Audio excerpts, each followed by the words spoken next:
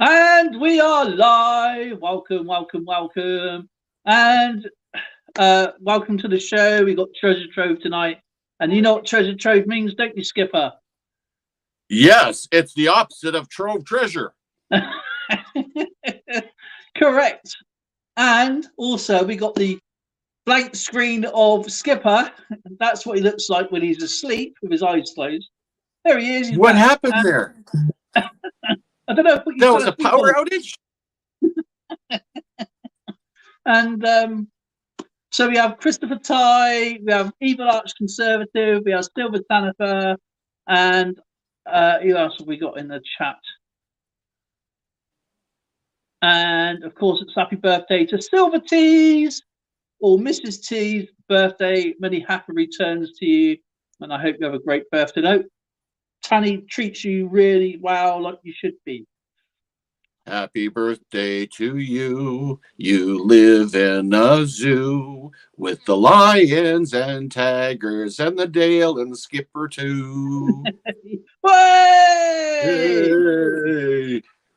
And we have Napalinda. How's it going? All the way from, of course, Indonesia.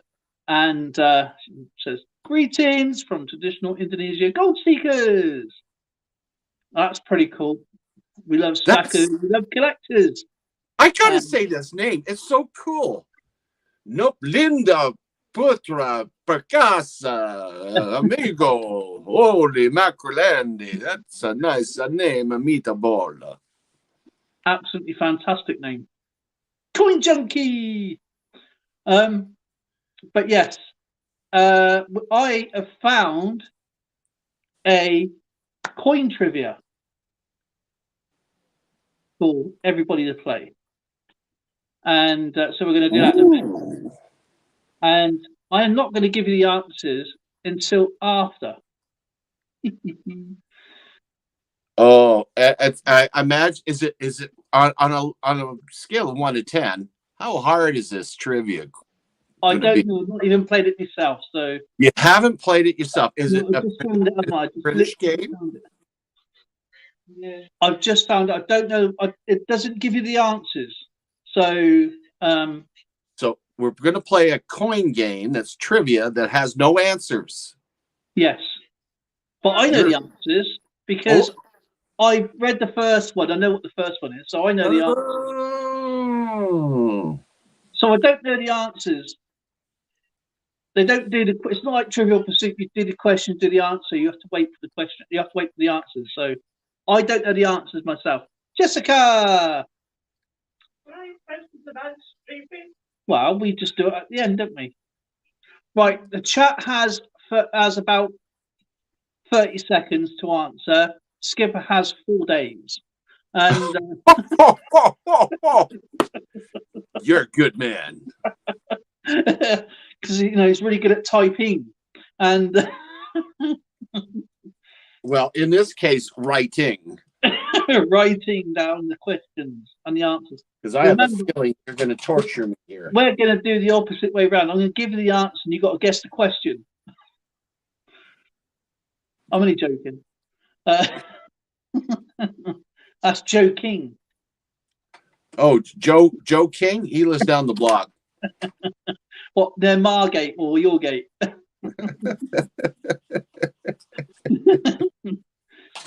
Hey. Jessica, Christopher Ty, EAC, how is Polar Bear? And I think I've got some things to show in a bit. I've got some British coins there. Which coin? British coins. British coins from back in the day. So remember, get a pen. Don't do what Zoe said today on the phone when she was talking to somebody, and I cried. Right, she's done two upses today. She's been uploading the video. It's taken her 10 hours to upload a video, and so she was like, I'm going to use the phone. She said, I'm going to use this phone, the one I'm using now, to upload. because obviously you can still use Wi-Fi without a SIM card. Tatty! And the funny thing is, she plugged the phone in, but didn't put it to the power bit.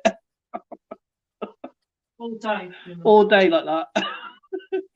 How did that work out for you, Zoe? Not very well. But I put it this way, it was a pancake. And what was the other one? She's on the phone, right?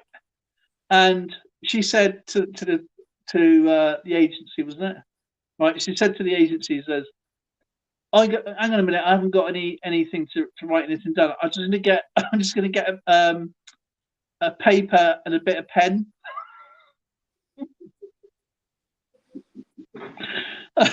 The reason why it's so funny, right? My friend said the same thing years ago when he was trying to chat up a girl he liked at work, and he was talking to another girl that was her friend, and she gave him, this is many years ago, and put it this way, it was a complete fail when he was trying to chat her up. Of course, he puts the courage up to phone her. Of course, he's all like, you know, he's forgotten to speak. Hey, Niels, comics and video games. Great to see you, brother. I saw you. It took him a while longer. And so he's forgotten to speak. So the girl's gone, hello, and he goes, hello, and he's like, crap, what's her name? Because he didn't have the name. And he's like, of course, I'm just there rolling because I knew what was going to happen because he's like stuttering, he's spluttering. And he goes, who's this? He goes, oh, it's Carl. And I want to know if you want to go out on a date. And she couldn't figure out who this guy was. And so we worked together. And she goes to him, describe yourself. And he goes, I've got brown jeans, I've got blue hair. And what? And he goes, no, scrap that. So I guess I got brown hair, blue jeans, and of course they're trying to arrange a date. He goes, I'm just going to write it down. And he goes, let me just go and get a bit of pen and some paper. Sorry. She said exactly the same thing, and it brought back one of the most funniest memories ever. Oh man, it was just funny. Of course, the dog was looking at, why is he laughing so hard? Has anybody been through that situation where you've chatted up somebody and nothing comes out right? I did it once after a night out partying, and I can guarantee you when I tried to talk, it didn't come out right at all.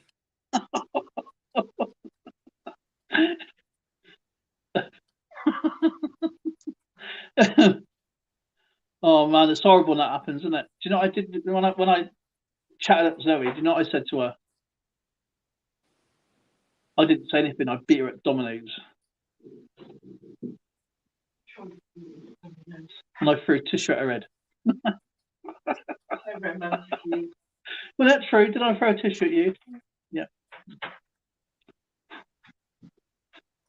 See? Our spouses are unique.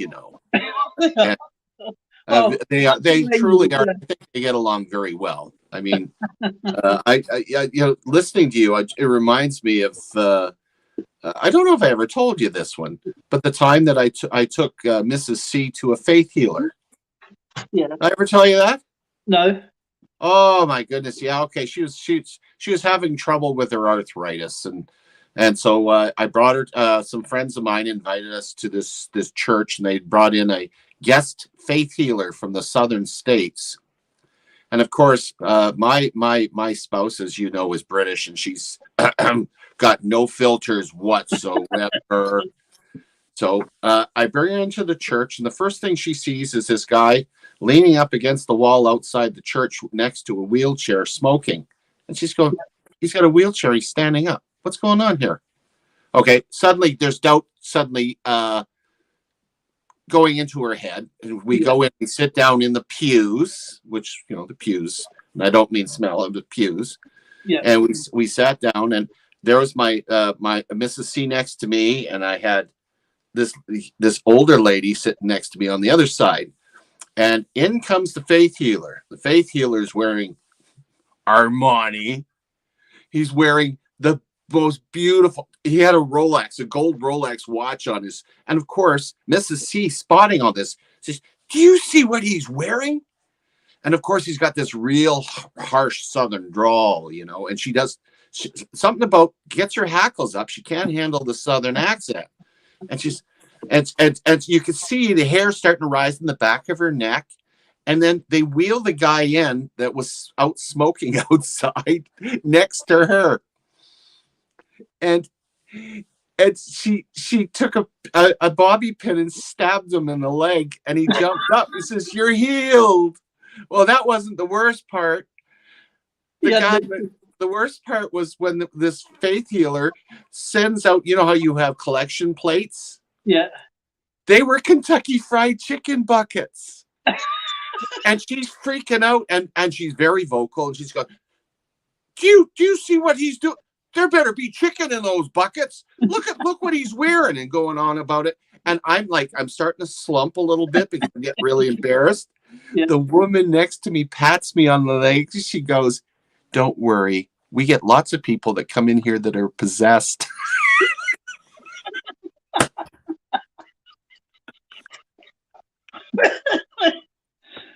It was a classic. Well, that ruined it. I can't get her in a church now. That'd be like you, wouldn't it? Oh, it was. Yeah, you know, that even trumped what she did to Nichelle Nichols from Star Trek. That was good too. This was a classic. This woman saying that she's possessed. Oh man, that's brilliant. Okay, we got. Oops, no, hang on a minute. That's me. I put me on. What have I put me on for? There we go.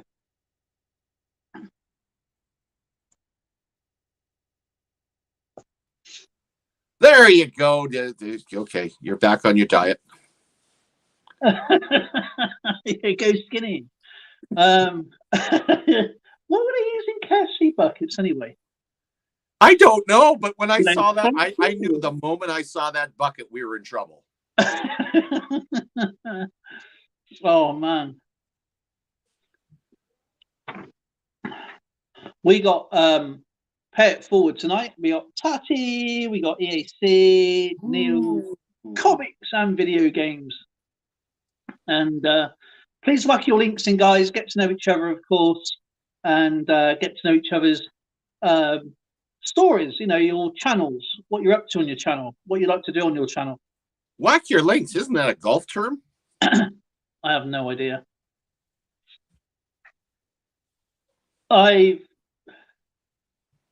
Golf for me don't get on. My brothers are really good at it. My uncle was friends with Jimmy Tarbuck, and then my eldest brother went and played with them when my uncle lived in Watford. I don't know if he still lives. He passed away, my uncle, but I don't know if his family still lives in Watford. But yeah, my brother goes, "Why don't we go golfing?" And this is before my other brother went to America. And I went, all right then. So I went and got all the bats and everything you needed to get. Or whatever they're called. Clubs, right? And as you can tell, and I couldn't hit the ball off the ground, so I just go around with a putter because it was just easier. And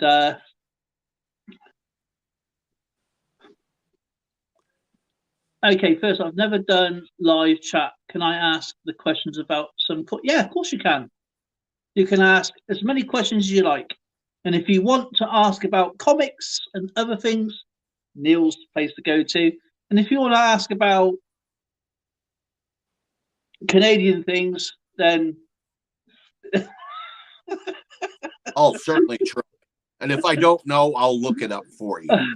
No, I'm only joking. No, I learn everything off of Skipper. So, Oh, Jojo, I learn everything. I learn a lot off of this guy over here. this guy. This guy. I'm pointing the right direction. Right there. Chow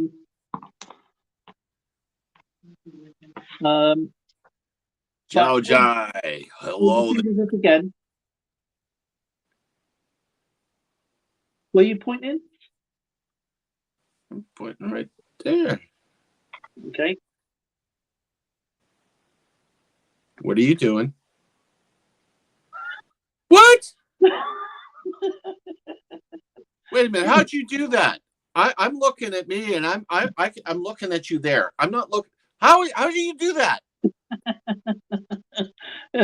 Does it cross the ocean and reverse itself? I think you've gone. Yeah, I think you've gone. No, I got to do this from now on. I just got to do that. Simples. That is so weird. I think you got it on mirrored, haven't you? I don't think so. So if I point that way, it's going to be the wrong way. So if I point to my right, well, I should be pointing to my left. Uh-oh. Uh-oh. Aha! Oh, you got Jetton coins. I love Jetton coins. Thank you. I think I have Jetton coins, but not sure. Does anyone? I know everything about Jetton coins. Jetton coins is one of my favorites. Jetton can be spelled both ways, of double T or single T's. Let me find one for you. I still have a fascination for Mondi money. Mondi money. Oh, it's good. Do you know what? It's so expensive though. I love to. They are. Jessica, does it look like that?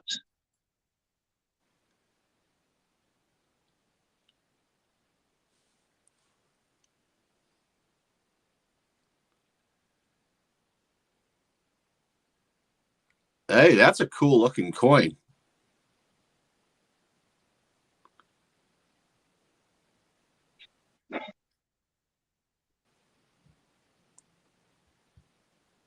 Let's wait for Jessica to answer. Does it look like anything like that?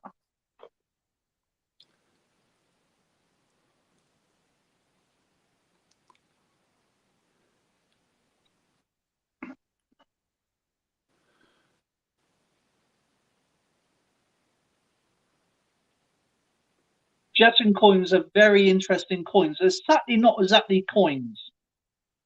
You got to think of them like gaming tokens or gaming counters or poker chips or something like that, because these were used as markers. And in the olden days, depending on the era, they would be counting so much. They'd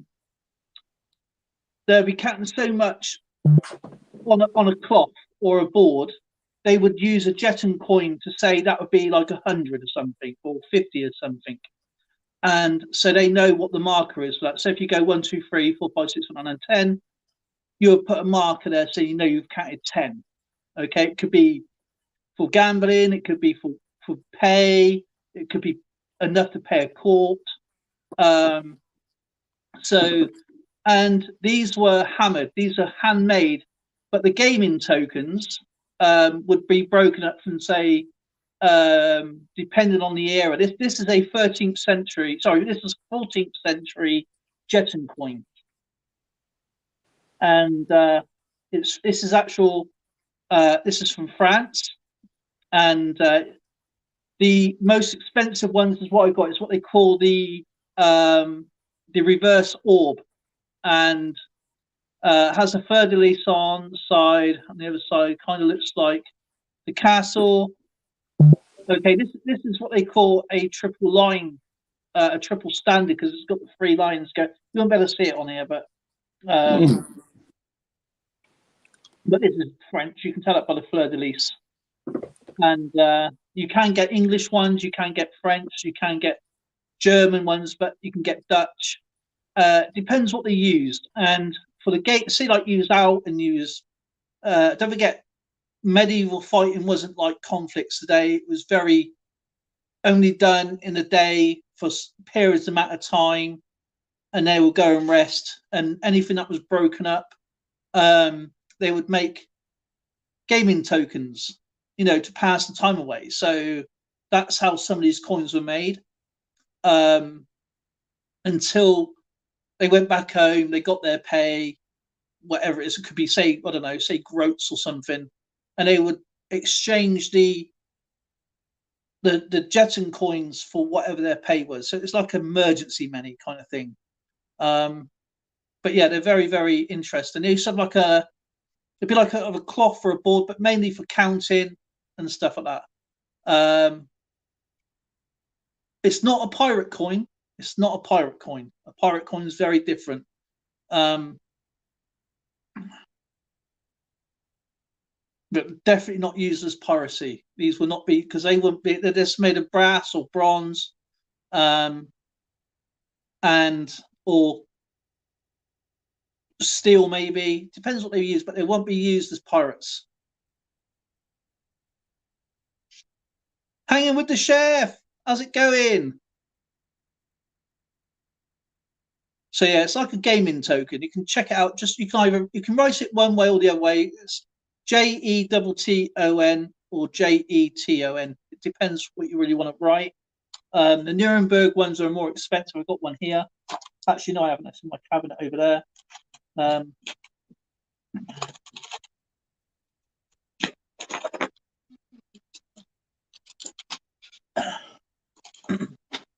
Sorry.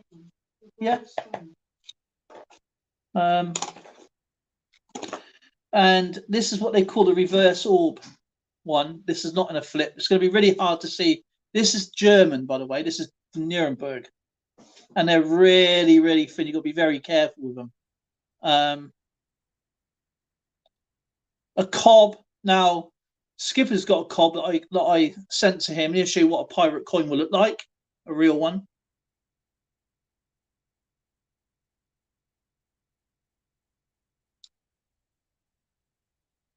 You're muted. Sorry. Yeah.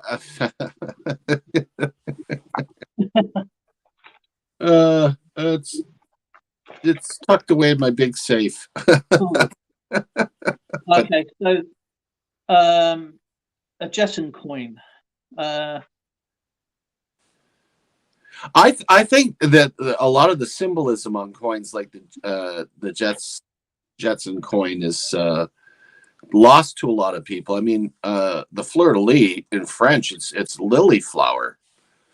Yeah, what it basically means, and it's of course the monarchs used it a lot, but it's the symbolism has been used throughout the years. Even one of the biggest symbols is in scouting, and as you know, that's a big thing for me. You're looking at, it's symbolic of the points of the compass. It's all kinds of different things. It's symbolic of the law, the promise, the motto, and the slogan are all the different parts of the fleur de lis and the scoutman. It's really cool. The stars on either points is the 10 points of the scout law in the original.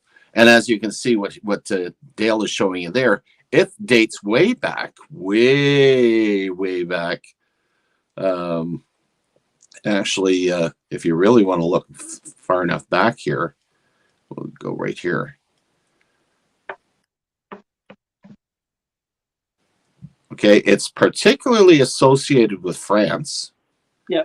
Notably during its monarchical period, the fleur de lis once at one time was religious, political, dynastic, artistic, emblematic, and symbolic, especially in French heraldry. And of course, you've seen it with the French royalty. It represents the saints of France, in particular the Virgin Mary and Saint Joseph, are often depicted with a lily. So it's there's a lot of history in those coins. Yeah. A lot of history. I mean, the thing is, what I like about Jetson coins, every one is literally handmade. so you would never get two the same. And so somebody's, 700 years ago has made this. So those were all hand struck. All hand struck. They'd be like, they could be done. They could melt like this. But imagine it a bit like because they used them in different types through the centuries. They used them as counting tokens. They used them as gaming tokens. And if you imagine if you're sat a bit like World War One, when there was no conflict, you had to do something. So you made trench art. So that's basically what it is. And they can fetch very, very high value. Now, I was quite lucky with my Jetton coins because the guy who was selling didn't have a clue what he was buying, and I did. And I took up on his offer of them, so I bought them.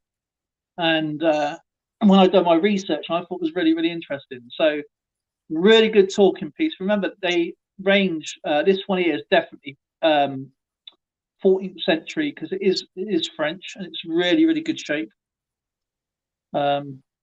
It's actually that was well struck. A lot of them are off center when they do those. Yeah, this is a really good one. So it's actually a size. This one's size of a penny. The one here is probably a size of a farthing. So there's the small one there. So that's the penny. That's the old penny. So it fits perfectly in a penny. Yeah, Neil, hold coins are very common.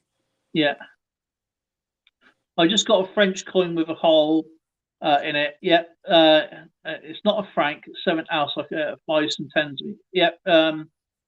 If you tell me the date, I probably did a video on them. Or I'm yet to do a video on them. So yeah, this one here is what they would call a triple orb. This is from Nuremberg.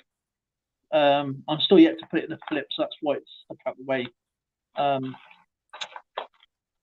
And these are all different coins in here. There's actually some coins I didn't even realise I had. Not surprised. And in there as well. And in there. And in there. I found this as well. Got to add this. Silver 3 pence. What was more coins here? But yeah, it's just and that weird. I just got out the old box here to see what I have, and someone's asking about silver 6 pence. Cool. Nope. You can't. Neil says the date on his is 1930. So that is going to be silver, I believe. Look. Point on the chain. Actually, you can have this one in. Yeah. That is a silver. That is. Actually, it's.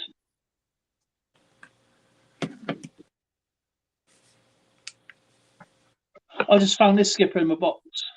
I haven't opened this box up for ages. Look. Oh. I'm gonna have a look. I'm just gonna take a picture. Well, that's one dime.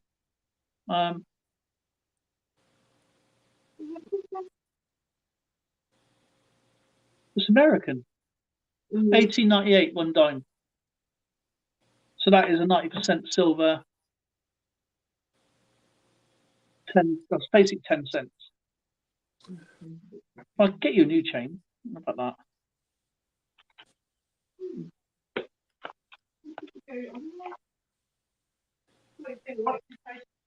Well, I forgot. That was probably one of the things I had. I bought a bunch of stuff. I don't mind hold coins, Neil, but when you collect them and you're actually categorizing them in your albums, they're great hole filler. And when I eventually get one that doesn't have a hole, then I'll replace it. But I'd never turn a hold coin down if I'm missing that. Yeah, these coins here, what Neil's showing here.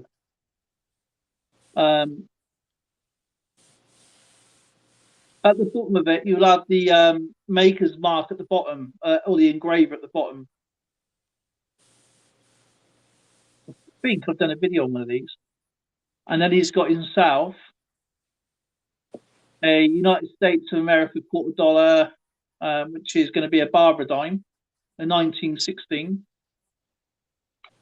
That was a really nice coin. Actually, that is. It's in really good shape. And the French coin is 5 centesimi, I think, which is going to be France. And at the top of there, that means liberty, equality, and fraternity. I have a question for you. Yeah. And especially regarding the ones that have the hole in the middle that were purposely done there in the minting.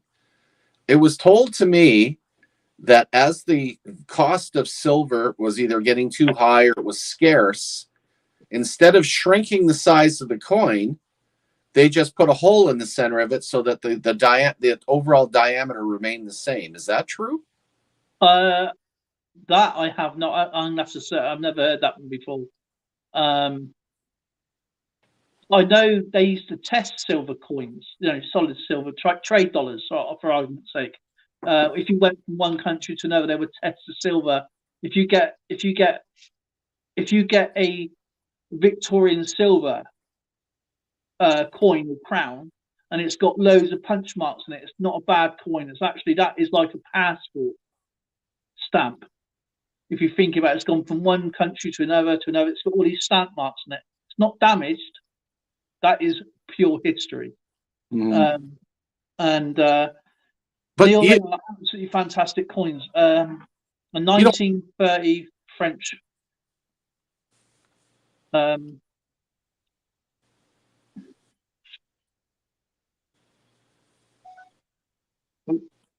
Maybe Tatino French.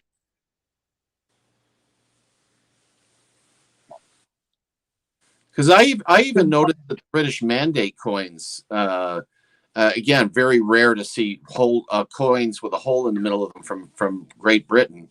But the British Mandate coins actually had a hole purposely put in the center.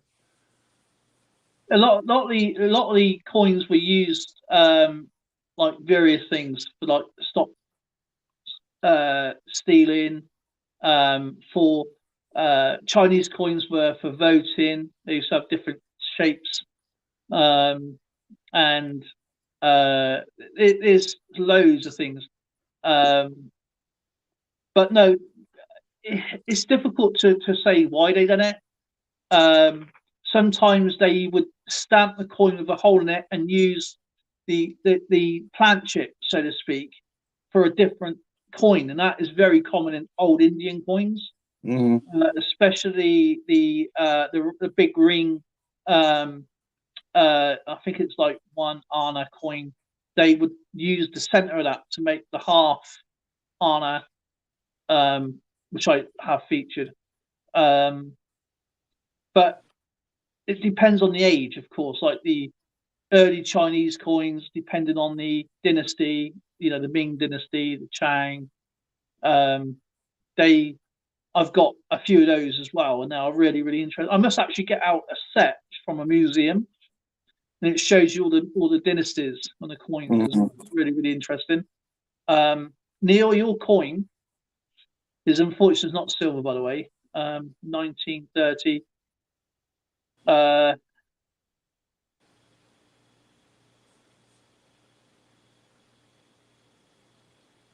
See, this is the problem when I go to Numista now. It's got liberty, equality, and brotherhood, which is not correct. It's actually liberty, equality, and fraternity. Did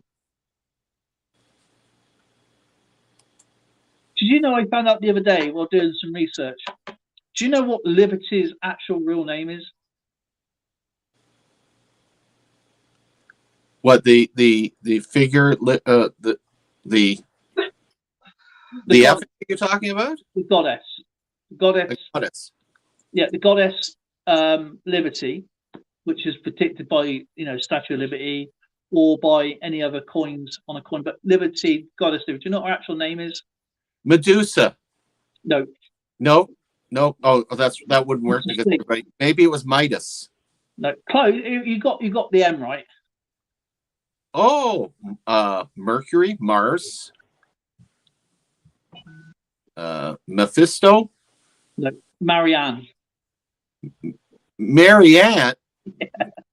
What, from Gilligan's Island? I have no idea, but yeah. Neil's sent me another message. This is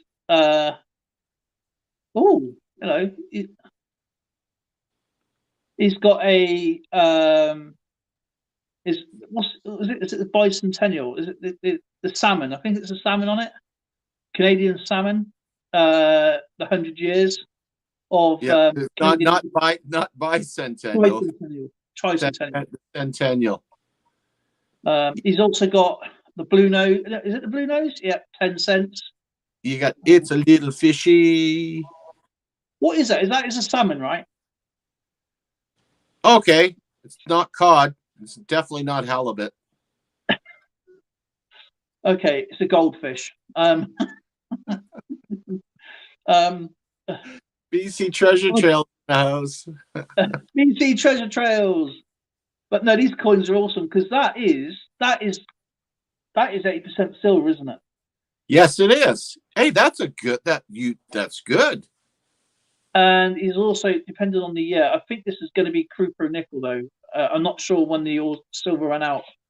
And he's got the blue nose. I believe that's the blue nose. 10 cents. Yeah, we started getting into the non-silver in '68. Oh, I can't see the date on this one. Oh, that's seen a few better days. Yeah, it's 1960. Still silver though. Silver. Still silver. So he's picked up some good coins there actually. Apart, the French one is great for the age, but it's not. Unfortunately, it's a great history point, 1930s, and of course, that would be when Prohibition was around. So it has history, not in France, of course, but in America, and some parts of Canada. You go past the border, and but yeah, it's silver is silver, and that's. I mean, he started to get into it. It's really good. So if you need some help, Neil, I don't mind helping. Skipper, of course, he'll help you, or anybody in the chat. But going back to the Jetton coins, now I love talking about Jetton coins. Don't really talk about it very often. They were all individually made. They were all when they got into the later dates, say to the 16th century, they become more recognizable. They become more skilled at making them. And of course, they would put into a die, which would be in a pole, and once it gets struck, it would just hammer each side of the coin. And I think they're a little bit thicker as well, the later ones. Since we're talking about the change in the dimes, I got a little bit here about what happened in '68, so that our chat has a clue about it. During 1968, the use of silver in circulation coins was discontinued, and nickel was used in its place. Yep. The nickel coins are darker and are attracted to a magnet. Yeah. About half of the 1968 nickel 10-cent pieces were actually coined in the Philadelphia Mint in the United States. Yeah. Because of the pressure of the other work in the Royal Canadian Mint.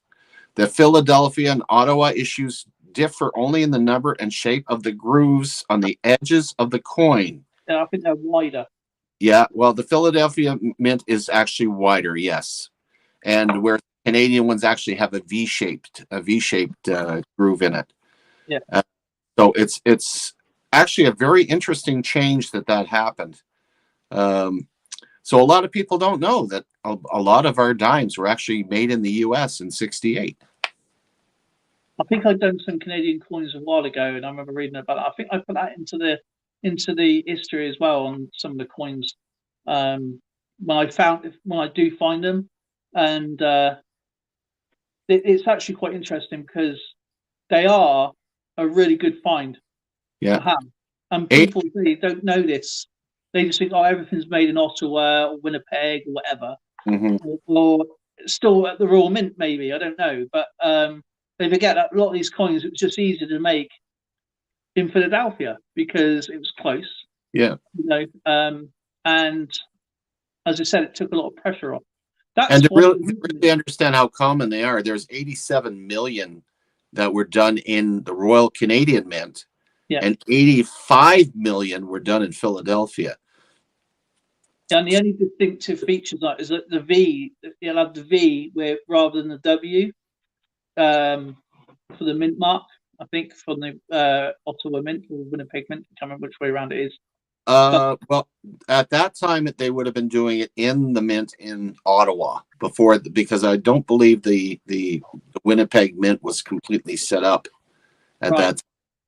But and those grooves are on the edge. They're not the denticles. They're actually the edge. The edge. It's the milled edge. Yeah, the milled edge.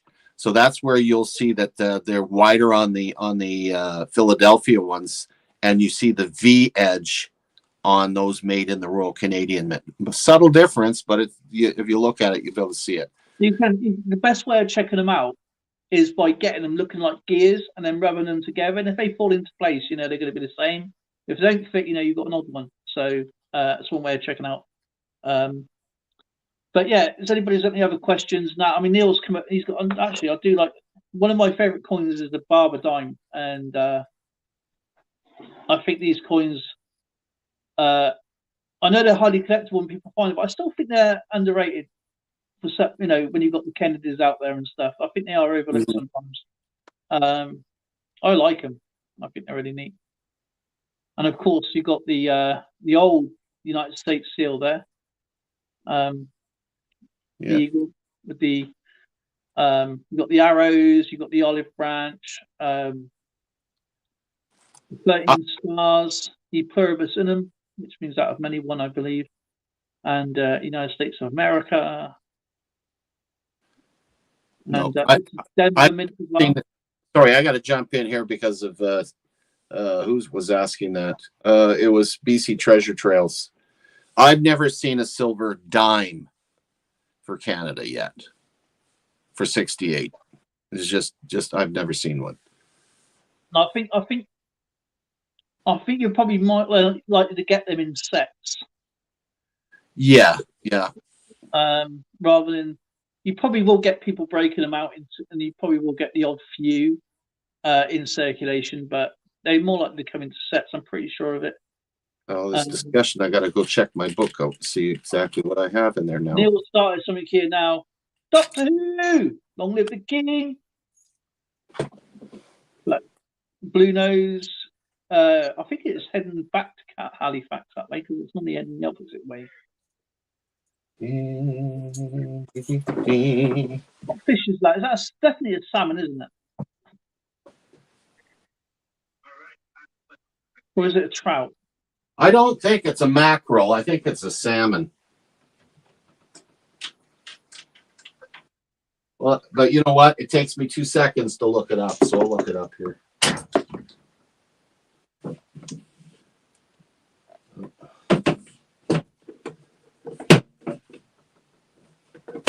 That's really cool coin. The French coin's pretty cool. The TARDIS has arrived. You should get little things and go wherever it goes. I just found this one. But Jet and Coins really worth a read. There is. He's right. It's a mackerel. A mackerel. It's a mackerel. And if you get one that's whole, it's a holy mackerel.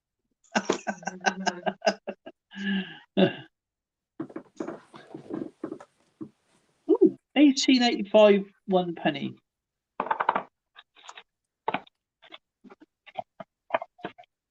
I'll finally give you something out of my collection. My good. Oh my Lord.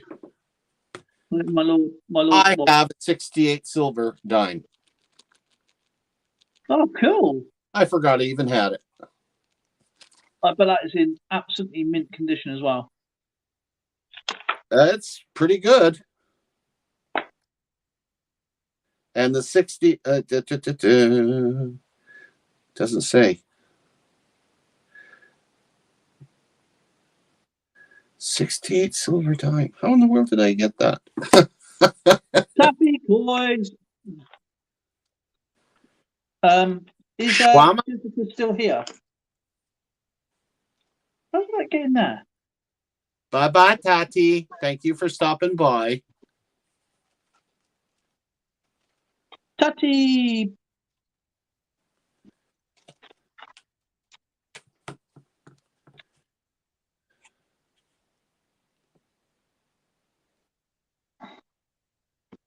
Oh, here's some stats for you. The 1968 silver dime, there were 70,460,000 of them made Silver? in silver. Why didn't they just split that in half and do one up to 69 or up to 70? No, the nickel ones for the U.S. mint was 85 million, and the RC mint was 87 million. There were a lot of dimes put out that year. Okay, maybe they're still in sets. There's Inkman. Inkman! Great to see you, brother. Great to see you, Joe. I don't want to butt in, but where can I buy random assortment of banknotes? I've seen grab bags on Amazon, but rather than that, I store. Neil? The best way, and I'm sure you'll agree with me, the best way to get them is when you get into a small group of collectors, for instance, like Discord, you get to know the people that are in there so that you know you're not going to get ripped off. Exactly. Neil, I would talk to you about that if you want. There is if you search, I'm pretty sure anywhere, because it's going to be easy to explain. When I search my stuff, okay, I go out on loads of websites. If you look at eBay and you look at individual one, you've got to weigh up. That's going to be individual. You've got to check the prices first. So it's a pain in the ass anyway. Then you've got to wait around for it to be was it the auction to end, or buy it now, or whatever the other one is. I can't remember what the other one is. But then you have to wait around for the condition of the banknote. Is it going to be in mint condition? Is it going to be screwed up? Is it going to be torn? Is it going to be what you pay for? You got to look at the sold list as well. Yeah, and then you got to look at the history of the seller. Has he been honest? Yep. There's so many factors on eBay you have to search for. But when you go, say you want to look for a specific banknote, go to one. Obviously, I don't know about the United States, obviously, how it works when you search for stuff, because there's going to be thousands everywhere. But look for ones that will do you a deal. You can call them up and they ship all over America. Doesn't matter where you are. They always don't take the first price, because you can barter with them. You can, like, Martin's nuts about digging. Anna's Arts and Craps is in the house again. Nice to see you, Anna. And of course, if you buy a multitude of stuff, they give you a discount and say, "Oh, we'll give you free shipping if you spend X amount." Or I'm still here if you want to show some of your gettings. I do have some here, but I got more over there. I'm in a different position, so I can't get my other ones out. I just wanted to go for this old box, and I realised I had some gettings in there. I'll take some photographs and show you what they actually look like. I'll dig them out in a minute. I think I've got about 3 in here. I think I've got about 20 altogether. but I think, but I'll try and dig some more out for you, and I'll take some photos. But anyway, go onto another site and look at the condition. Of course, it's like when you look at it for comics. I mean, you know what you're doing, because obviously he collects comics, so that's still going to be, you know, paper and that. So, you know, you're looking for the corners, you're looking for the mint state, looking for the age. Me personally, I look for a banknote. It's not so much the age, it's the condition of it, and that's what I look for. eBay is charging tax on. See, there's no such thing as 49 silver.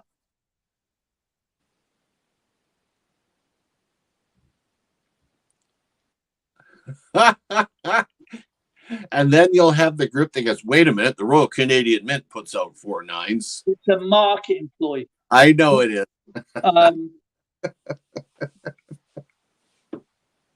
Yeah, it is just. I mean, there is obviously a fine difference. You're talking grains, because that means there's obviously 0.999 particles of silver to every one piece of copper. So you're talking minute. Not saying you can't get it. But they shouldn't be marking it up, because there is. You can actually question them. You can actually call them up, and every essay office and grader will say there's only 39 silver. Even when I can actually show you a registry form when I fill out when I do my silver pouring, and it gets tested, which I told Skipper about earlier today. Because the pour, I'll tell you the truth, I'd done a pour for Skipper, okay, and if Skipper's granddaughter's listening to this, please close your ears. And I sent the form off and everything, and wow, I accidentally put on there, a boo-boo. I made a bit of a boo-boo, and I put on the form in the checklist that was 958 silver rather than 39 silver, because it comes with a silver standard, which is the Lion or the Britannia, and I put the Britannia on. So they've been testing it for about 2 days, and they've had to put a reject notice on it because it's actually more finer than the 958. And of course, I get a phone call today, and they said, "Your silver. Why have you put a silver standard?" I goes, "No, it's 39 silver." They went, "Yeah, but we've been trying to figure it out. Why have you put 958 when it's actually obviously a much higher standard of 39 silver?" So they've had to put a reject notice on it. So every silver piece gets tested for the finesse of it. So yeah, it's. But now it's all been done. It should be here back Saturday, and I'll show you what I've made, what I poured, and but if I was in Canada, I would question that and say, why are you selling something that is a myth? You're talking just particles, just tiny particles.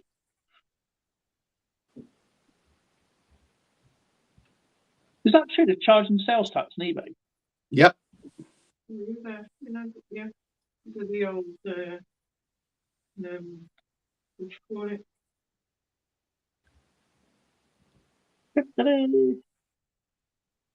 Yay. That is going to be a really thick coin.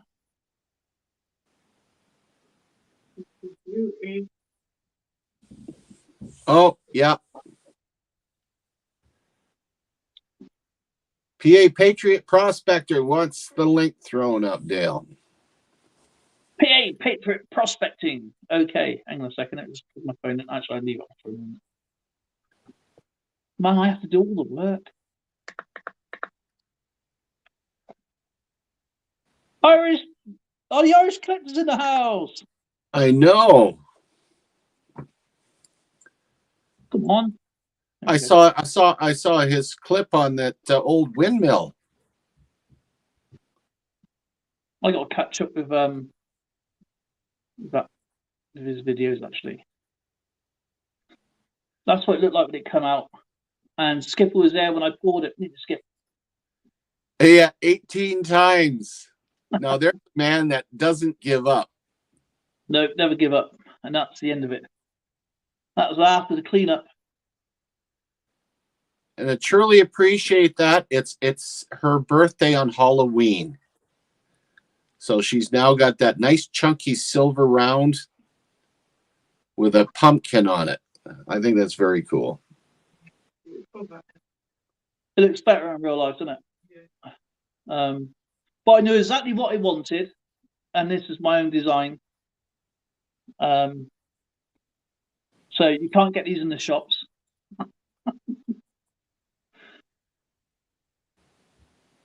Right, jet and coins. Let me just find someone. Yeah, jet and coin out because I know I've got a couple.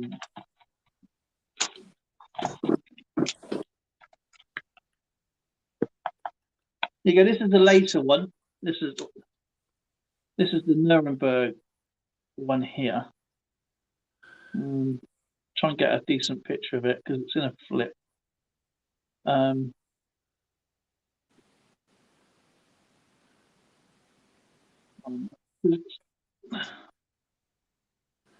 Take control of the rudder, first mate. I'm so dry. I'm drier than a popcorn fart here, so I'm going to grab myself some grog. I can't see. Okay, Skipper, no problem.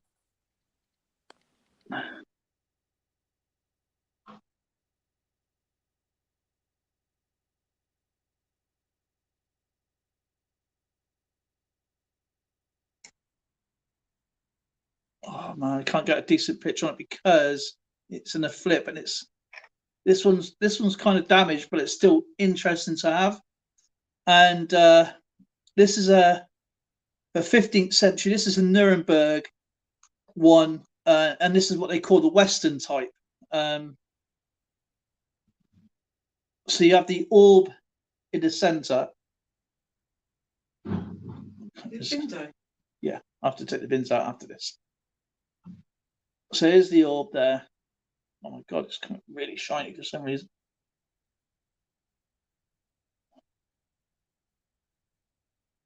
And then the reverse. Not sure if you're able to see the reverse, to be honest. But this is 15th century. There is clues. The way the design is made at the back to tell you which province it's actually from. Where's that other one I have?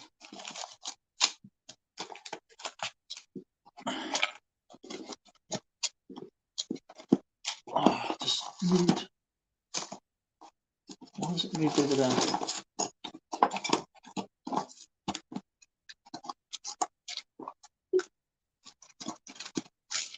Wow, it's disappeared on me. Where have you gone? There you are. This one from the same, less, a bit more reflective.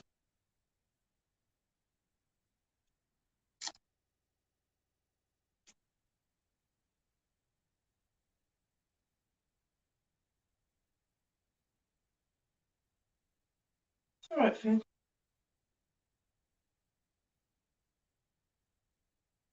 And this is going to be Germany. And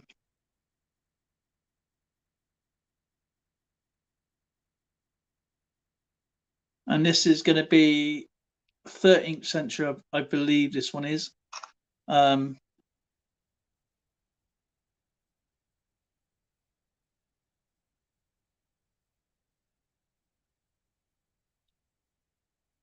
So that's this one I showed you earlier. That's that one.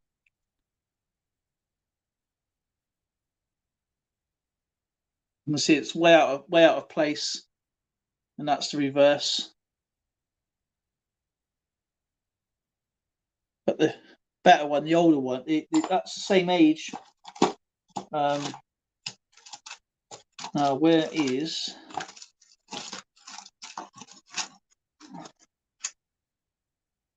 There we go. This is a French one.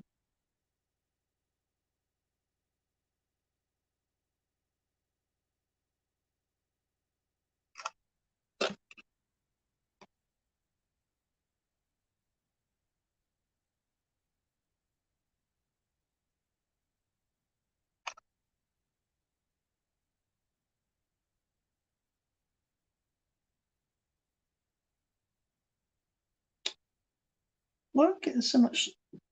There we go.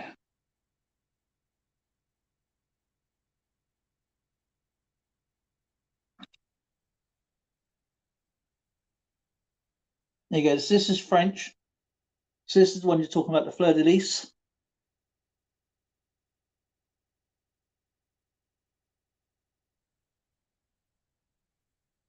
And reverse. This is what they call a triple standard.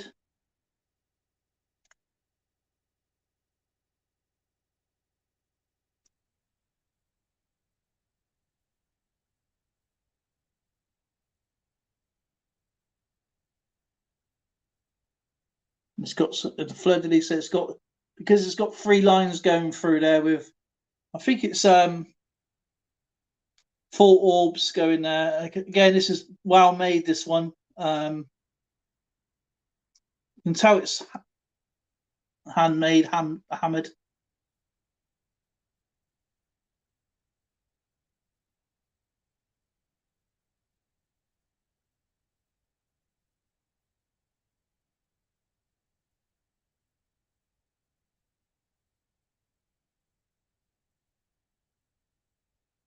It's pretty cool. They're pretty neat.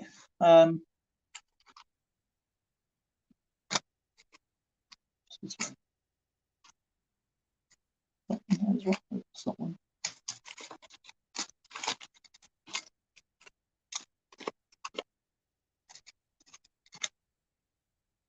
Yeah, I want to get more Jetton coins at some point, but it's not my priority at the moment.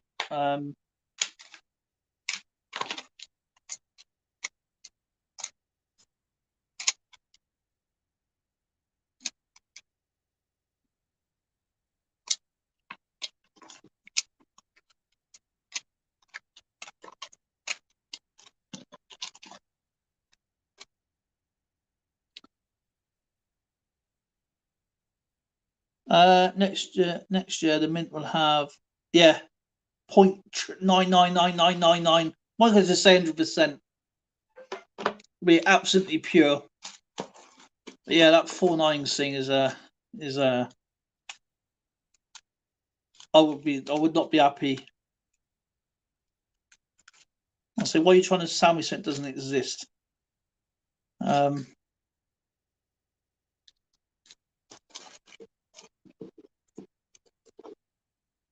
Mind you, the government taxes on everything these days, isn't they? No matter what it is.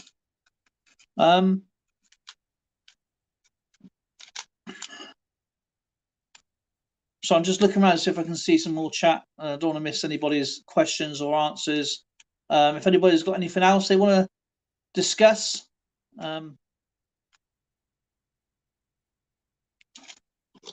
Is that an 1818 as well? What's that? Look what I found. 1818 King George III. 6pence, and 1818 crown. No, by the way. Just in case you're going to ask. So we have some, when Skipper comes back, he's going to have to take the reins for a moment because I need to go and get a drink. And then we will do, that's okay, so, some kind of mine, but okay, that side is some kind of like mine, but the other side is more similar to the other side of mine. Okay. I mean, the only way I could see it if you was to set, my email is in my about page. They are really unique coins. I found them by accident, didn't I? I thought they were really neat to have, and I bought some. And I looked into it and realised that they were actually older than I realised. Because I obviously, like everything, you know, without doing some research or asking, you never know what it is. So Jetton coins, I would put that down as because they are like tokens or medallions or coins, because you can't spend them. I'll put them into the token category myself. and put them into classical numismatics, ancients, medieval. That's where I would stick that. That's the category. Just medieval coins, and put them in your own unique jet and coin category. Really, that's where. If I was to do it in my collections, that's where they would go, into the medieval era, 13th to 14th century, along with pirate cobs and other coins in that era that are not exactly coins as such. You're welcome, no problem. I'm glad I can help. It's only because I've done a lot of research on them. When I found them myself, I didn't know what they were. I didn't know anything about them. I thought they looked really cool, and I bought them. As far as I was concerned, I liked them. I had no idea what they were even called. So a bit of research and asking around, I found it. I found what I was looking for, and I was searching the internet and realised they were called Jetton coins. I had a lot of people saying that they were, like giving me false information. But you have to take every lead as it comes, so you got to look them up. It's definitely not that one. Scrap that. And I was pretty much on my own, doing my own thing. So it took a long time to get where it was. But Jetton coins is one of my favourite coins to collect because they're individually made. And that when they get into the later stages, the later years, from the 16th century to the 18th century, that obviously they become more productionalized, if that's the right word for it, really. Was it? I just made a new word then. Cool. Apparently so. Yeah, As you can tell, I'm back from cyberspace. I got lost. You'll never guess what came in my house. A bird. No. Mrs. C's done it to me again. Oh, more lights.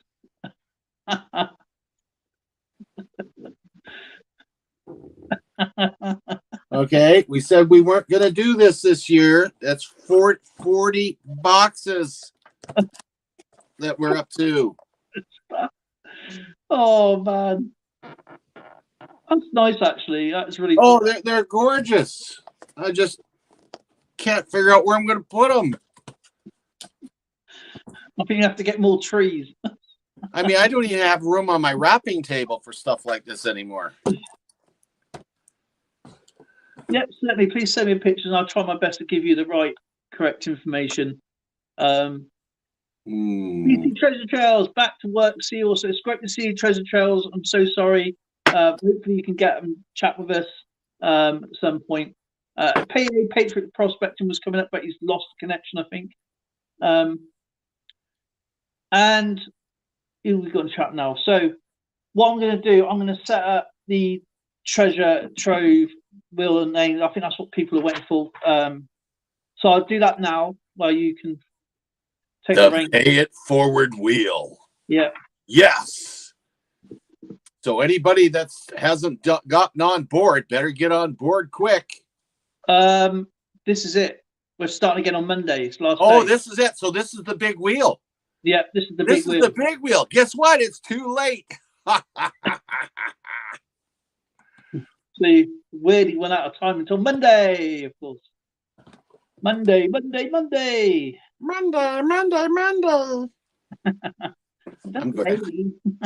What is it? Anne's Arts and Crap says, what is it? This is our pay it forward wheel. This is the month end one where everybody was playing during the month twice a week to win a spot on this wheel.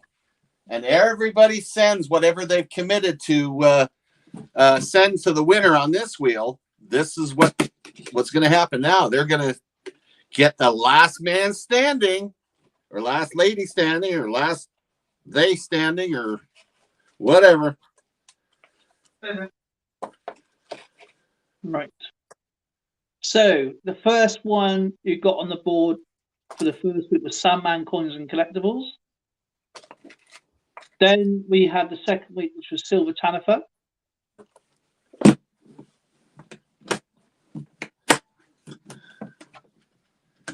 And remember, whoever wins, please put in your own email address in the chat, because now it's down to you to collect you. Obviously, people know what they've got to send. Okay, we've still got to catch up with Thursday, which one I missed. But I've been in so much pain, I haven't had a chance. So, I found my contribution. I'm sending out a 2021 $50 mint condition. Beautiful, a beauty, and I'm gonna throw a sticker in with it. oh, cool. So whoever It's going to be a surprise. So, and then we had taffy coins. I'm always a day late and $1 short. Now there's a phrase I haven't heard in a while. Radio Jonesy. You can get on it come Monday. Las Vegas.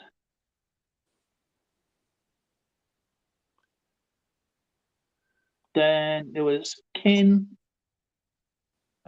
Mine. Get a mine. Get a mine.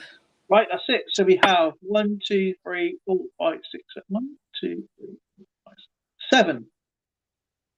7 heaven. Right, I will shuffle this 5 times and I'm going to leave it. So you won't see this properly, but I'm trying to do my best so you can see. There's no entries. It's all new. Look. Make it big, buddy. Make it big so everybody can see. That is big. No, I'm talking about like Hang on, let's just do this bit first. Oh, be the Lone Ranger. hang on a minute. Oh. Just lost it now. Right. How do I get back out of that?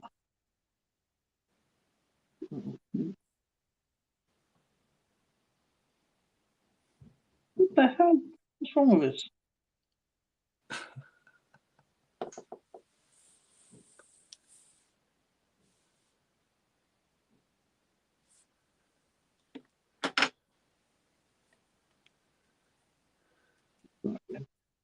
I knew if I was going to press something, you tell me press it, I was going to lose it.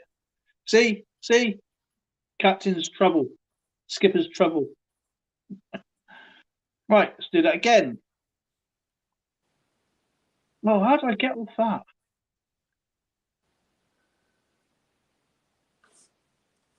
Right. Q.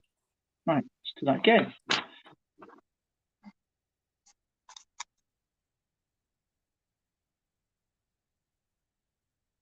So Sandman, Silver Tea. And this is our 3rd month. Remember, you can explain the rules if you want. What you can donate and silver tea,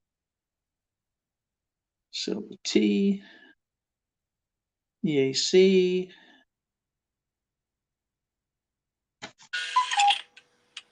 Okay.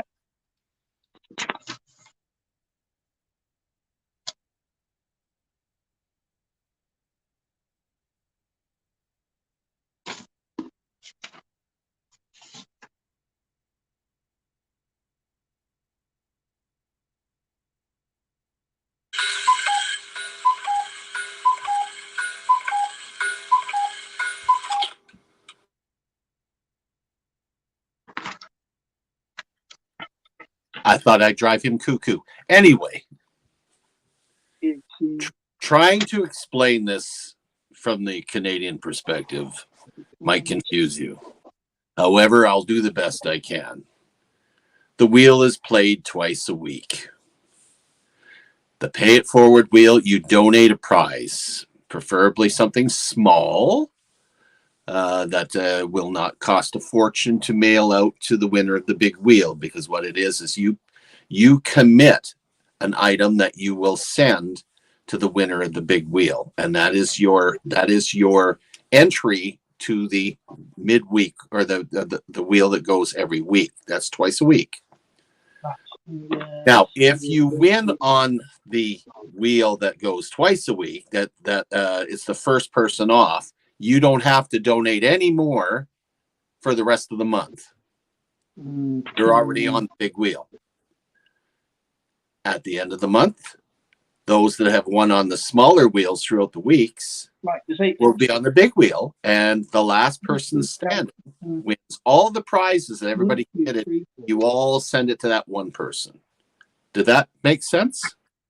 5, 6, 7. He's not listening. Right, there's 8. Yep, I heard you, Skip. Don't worry. Right. Okay.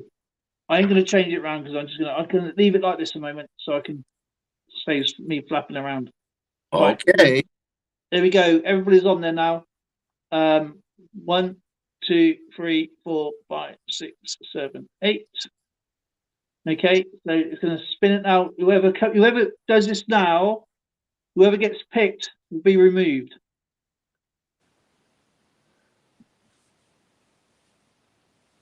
It's not lagging, it's just where the screen is going.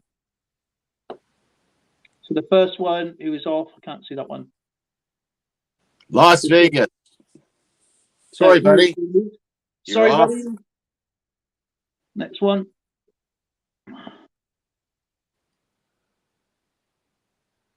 And it is Taffy Coins. Sorry, Taffy. Next one.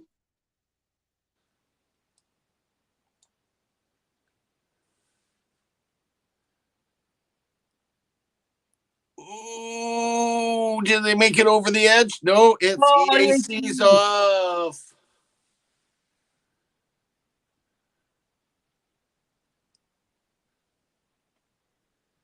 And it is, can't tell, they're both blue. Standman Coins and Collectables is off.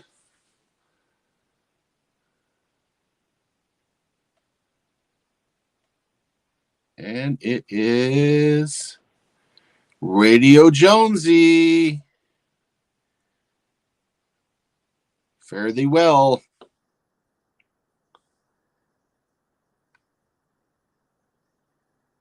And it is Mine. Sorry, buddy. And now it's down to Ogia and Silver Tea. Good luck.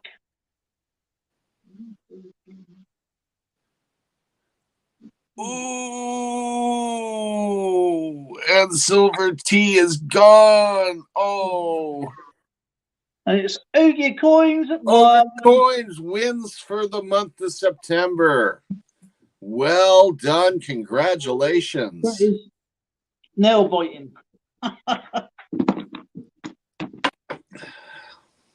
Right. So we've had for the first month for Sandman, then the second month for Silver Tea. What he's going to do a 2 for 2 then.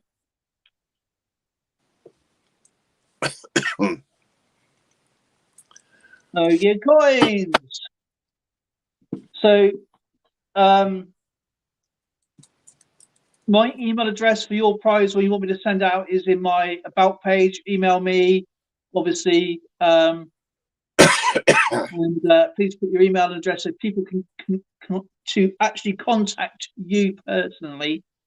And remember, they send you their prize directly, and we'll send you our item. What we're going to send you, of course, and my general email is in the chat.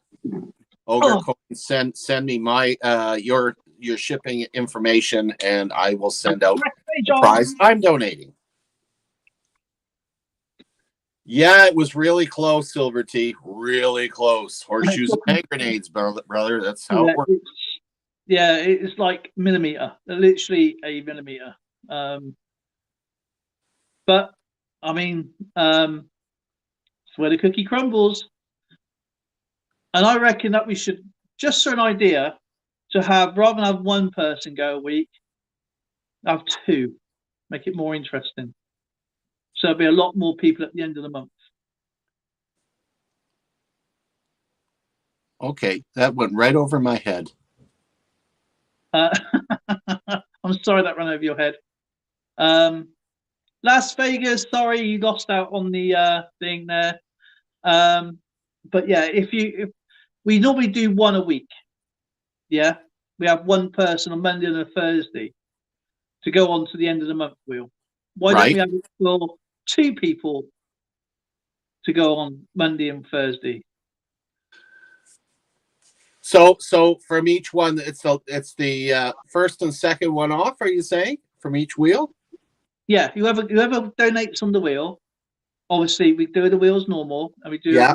we do a 1, and then we do a 2, and those 2 people go on to the monthly one. Okay, yeah. You want to do it next month? Double up? Yeah. I'd be willing to do that. Okay, so there will be more participants at the end of the month, and I think that'd be more interesting as well. Plus, Ogier Coins won it at Irish Collector, I'm afraid. Sorry you missed out on that one. Yeah, Mr. John Chubb Adventures, who was the big winner. It was Ogier Coins. Ogre Coins wins it.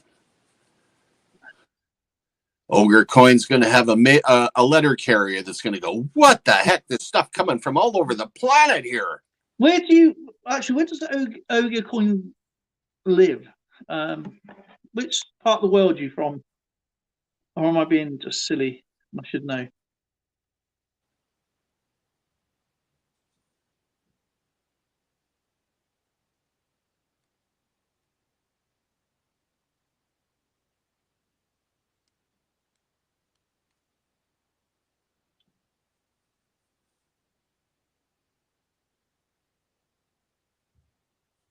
Probably from the United States. Yeah, United States. Ah, he's living in Southern California. Nice. You don't live anywhere near the Real Housewives, do you? They are nuts. Oh, no, not near Anaheim. I remember that exit. I couldn't get off it. Ended up going straight through to Phoenix. I go, hey, Mickey, how you doing? Damn it, I can't get off. I was looking forward to those teacup rides. Did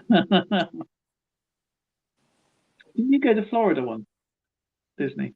Was it? Oh, I ate the teacup. Oh, God, they made me sick, they do. She got sick on the teacups ride. On the teacup ride. Yeah.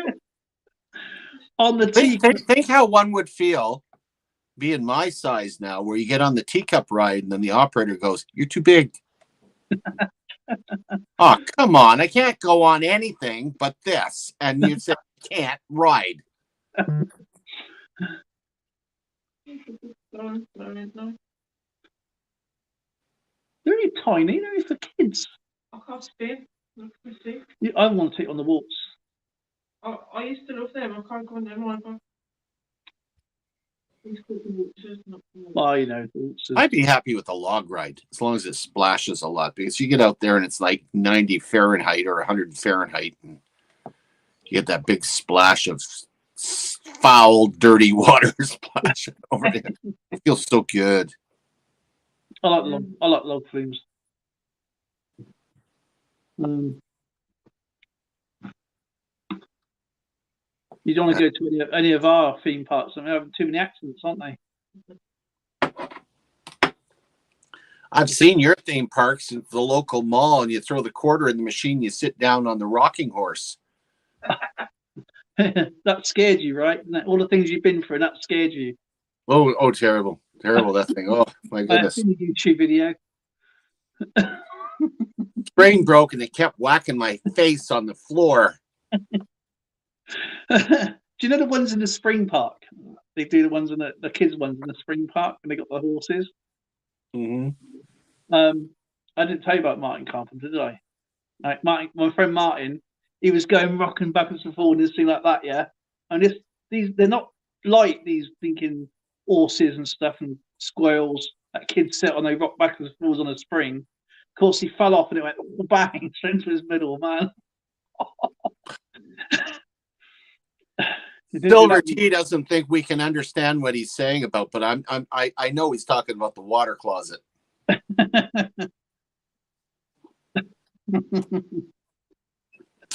Oh, Mrs. C's here. Okay, yeah. Hello, Mrs. Oh, Hi, honey. oh, Pat, stop. Let's. thank you. That looks so good. Chicken gravy, pot pie, and Brussels sprouts. Oh, yummy. And put in my lap so I Question. can sit here and enjoy the meal with you. What bird is on the British farthing? I know that one. I know that one. It's the Eurasian wren. Did you say you're raising your rent? No, don't say that. Don't shout too loud. The Eurasian. It is the wren. On the Eurasian, the rent? That's not very good English. Okay, the European wren. There you go. European on your rent? I would. Yeah. Mm-mm. Papa G. Okay, I'm going to do some coin quiz. And are you ready? I'm going to enjoy this I cannot believe she fed me while on live stream. Well, you need it.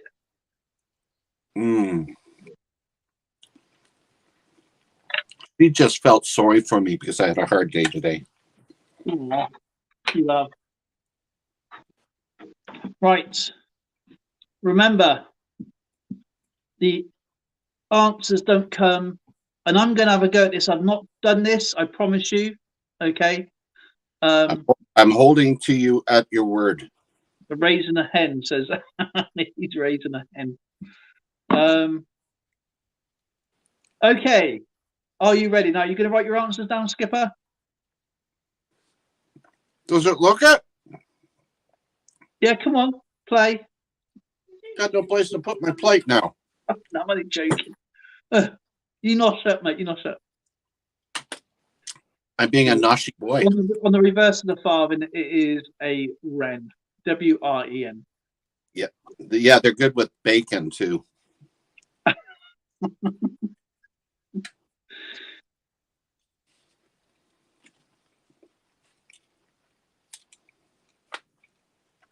All righty. Okay. Oh, righty on the paper. I'm going to accept the first answer. I'm going to write your names down in the first thing and see what you get, and then I'm going to go for it myself. Okay.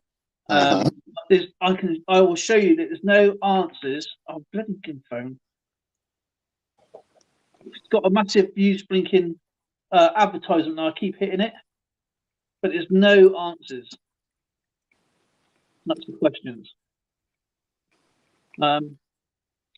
And I'm going to try and answer, okay? And I'm going to write down my answers and see if I've got it right, okay? And I probably won't get this right, but okay. So I'm going to go by this phone, not the computer, but this phone here. Whoever gets it right gets. I write the name down, and well, who potentially gets it right, and I'm going to have a go, okay? Okay, question 1. Or you can answer for me, Skipper. It's entirely up to you. I'll think about it. Go ahead. Okay. Which British coin was introduced in February 1971 and withdrawn from circulation in December 1984? Oh, I know that one. I know that one.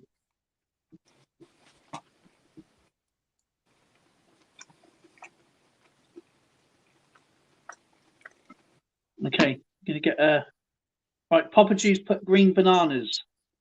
Right, that's your answer. Okay, Papa G. Right, Chris Rice says okay.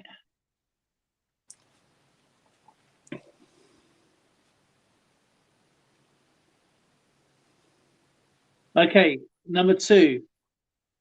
There is right referring to the 2 flat faces on a coin. What is the opposite side of the reverse? Oh dear me, I know that one. Well, then. Yes.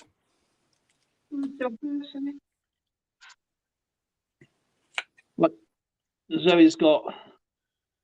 And the first one was after me. You can't Google it. Right. After and Right. How many? Right. This is question 3. Shall I just write there? 1, 2 and 3.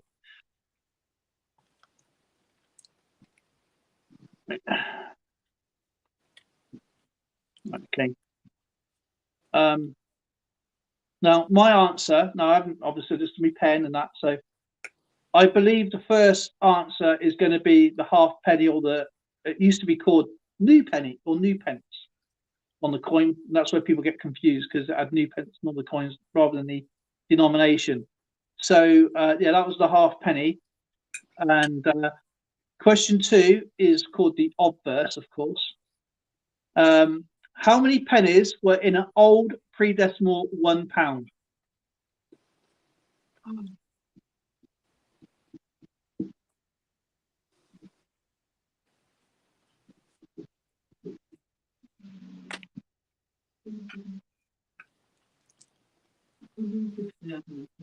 Boy, have I ever forgotten a lot.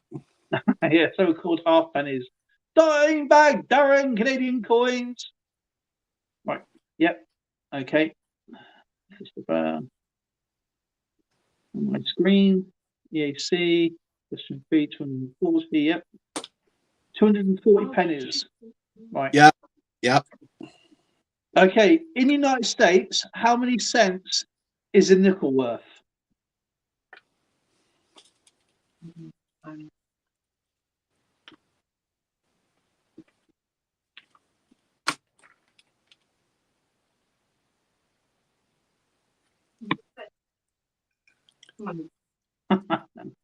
Face value or numismatic value? This is all numismatic value. So no, it's 5 cents. So I was just Papa G goes, it's like how many? Oh, it's just it's 5 cents or 5 pennies, 5 Indian Ed pennies, whichever way you want to look at it. Okay, question 5. Okay, now this is going to be a bit of a trick question. What's the name given to a specialist who collects and deals with coins? No.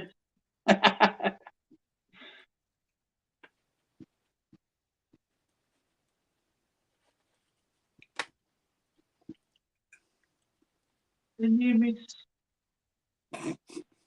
Numismaniac.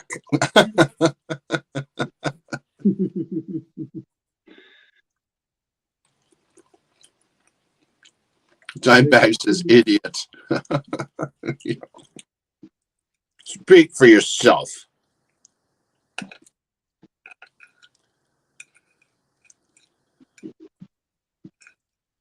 Right, just go up to the 5. So now I've been writing them down before I read them. So there's no quick. This is just a bit of fun. Okay, we already know 1 to 5. It's the halfpenny, the obverse, 240 pennies to the old £1. It's 5 cents, and the actual proper terminology is called a numismatist. A numismatist.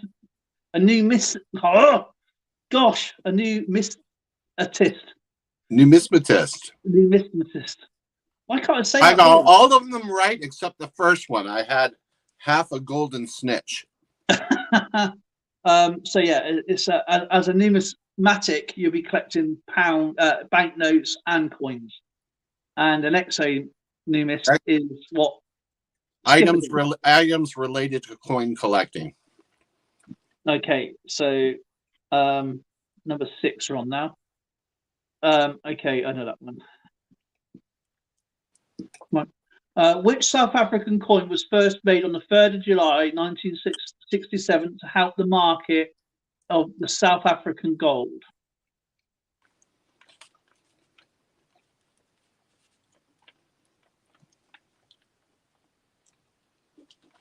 Okay. Look how fast Christopher nailed it.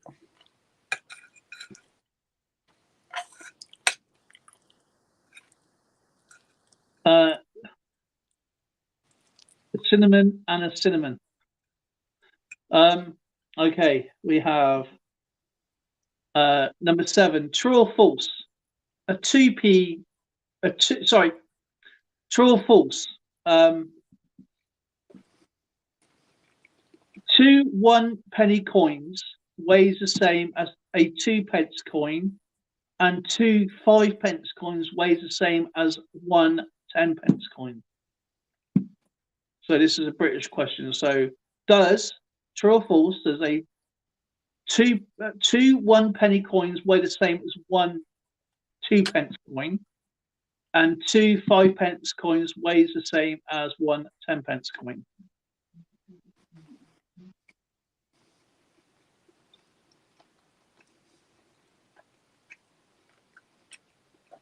Papa G says maybe. Possible.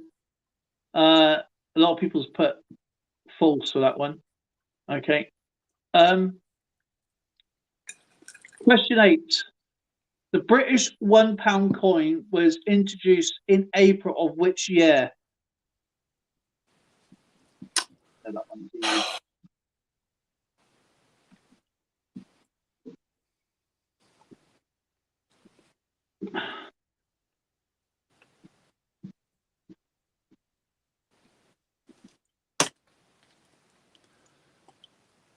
Treasure Woman.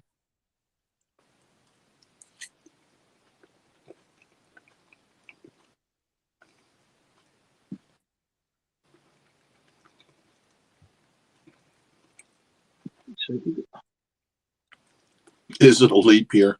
That's key.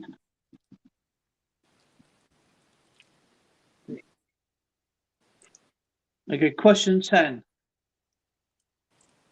How many sides does the British 20-pence coin have?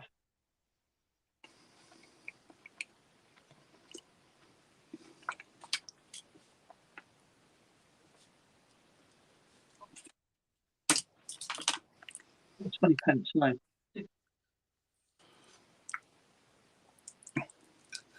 Line base is 12.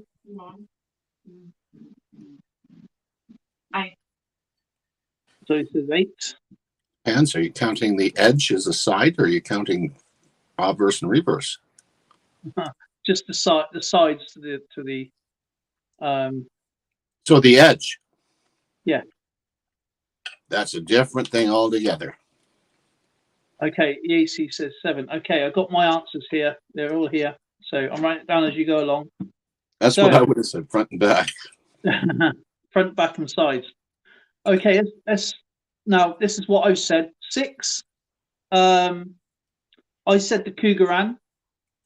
Mm-hmm. Okay. The question 7 is true. Got that wrong. Question 8. I've done 9. I can't remember when I've done now.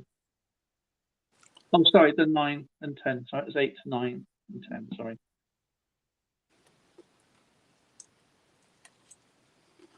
Eight, 9,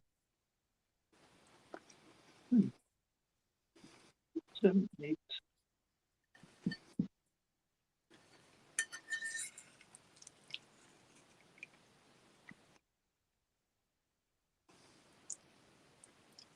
Which coin tied up? Which coin tied up fictional depictions of the pirates who also? Sorry, let's read this again. Which coin tied the fictional depictions of pirates was also the Spanish dollar?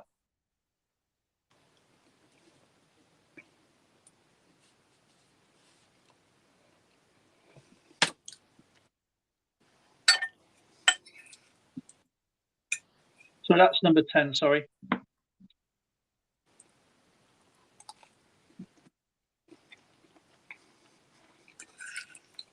You have reals doubling.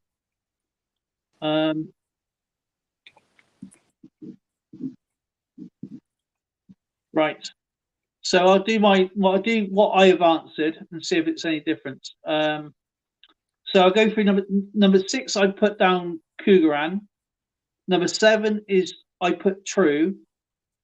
In 1983 was number 8. I put 7 sides for number. Sorry, that was I got them around the wrong way. Number 9, the 20 pence coin. Sorry, the £1 coin was introduced in 1983. Sorry, I have problems reading. The number 9 is supposed to be number 10, but number 10 for the 20 pence I put down as 7 sides, and number 9, which is the pirate one, which is pieces of 8. That's what I put down. Pieces of 8, which would be 8 real. 8 reals, yeah. Number 11. Which European city was the first city to mint its own gold coins in 1252?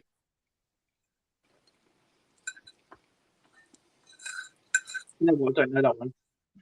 I'm just going to write the country in. I do.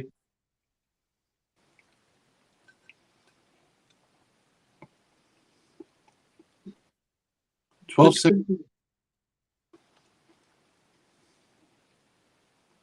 country do you reckon, babe? Which European city? Oh, European city. Oh, European city. Gosh. What's your question?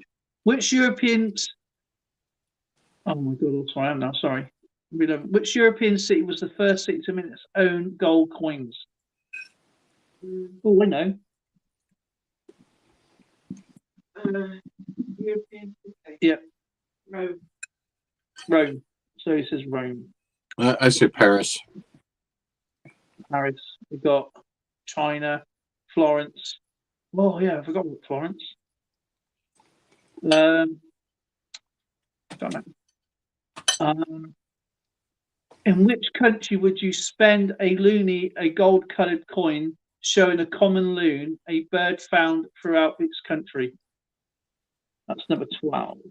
That's a tough one. I don't know if I can do that one. Yeah, it's Canada. I bet you.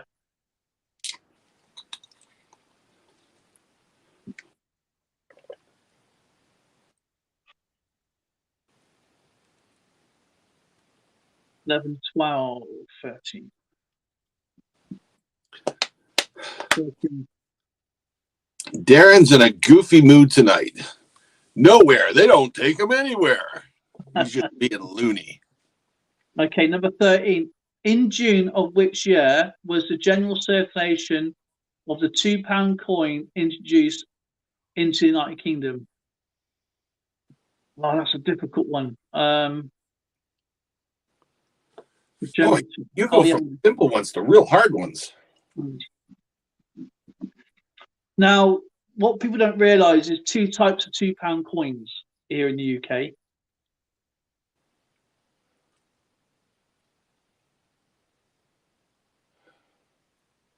Yeah, Christopher Ty knows. 1997, 1986. Yeah, because it doesn't actually specifically state.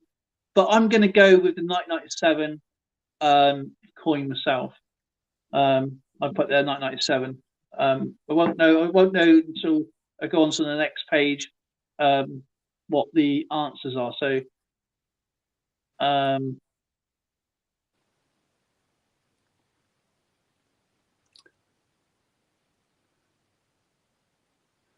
right. Hang on. Number 14. Okay. We've got 1988, 1983, 1998, 2K. Okay, question 14. What word comes from an Old English monetary term meaning 1/12 of a pound? Oh, that's easy. I'll give you all a clue. You find it in a pudding. But there's a nickname for them.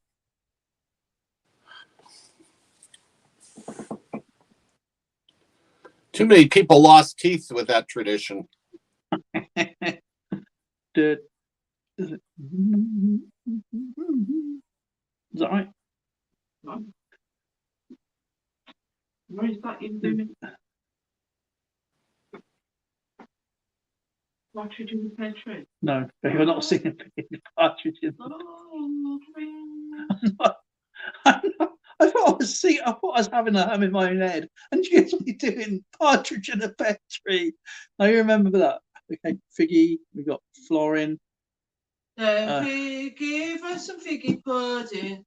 And give us some figgy pudding. That's We Wish You Merry Christmas. Give us some figgy pudding and something. Okay, question 15. Okay, right. Which British coin ceased to be legal tender on the 1st of January 1961?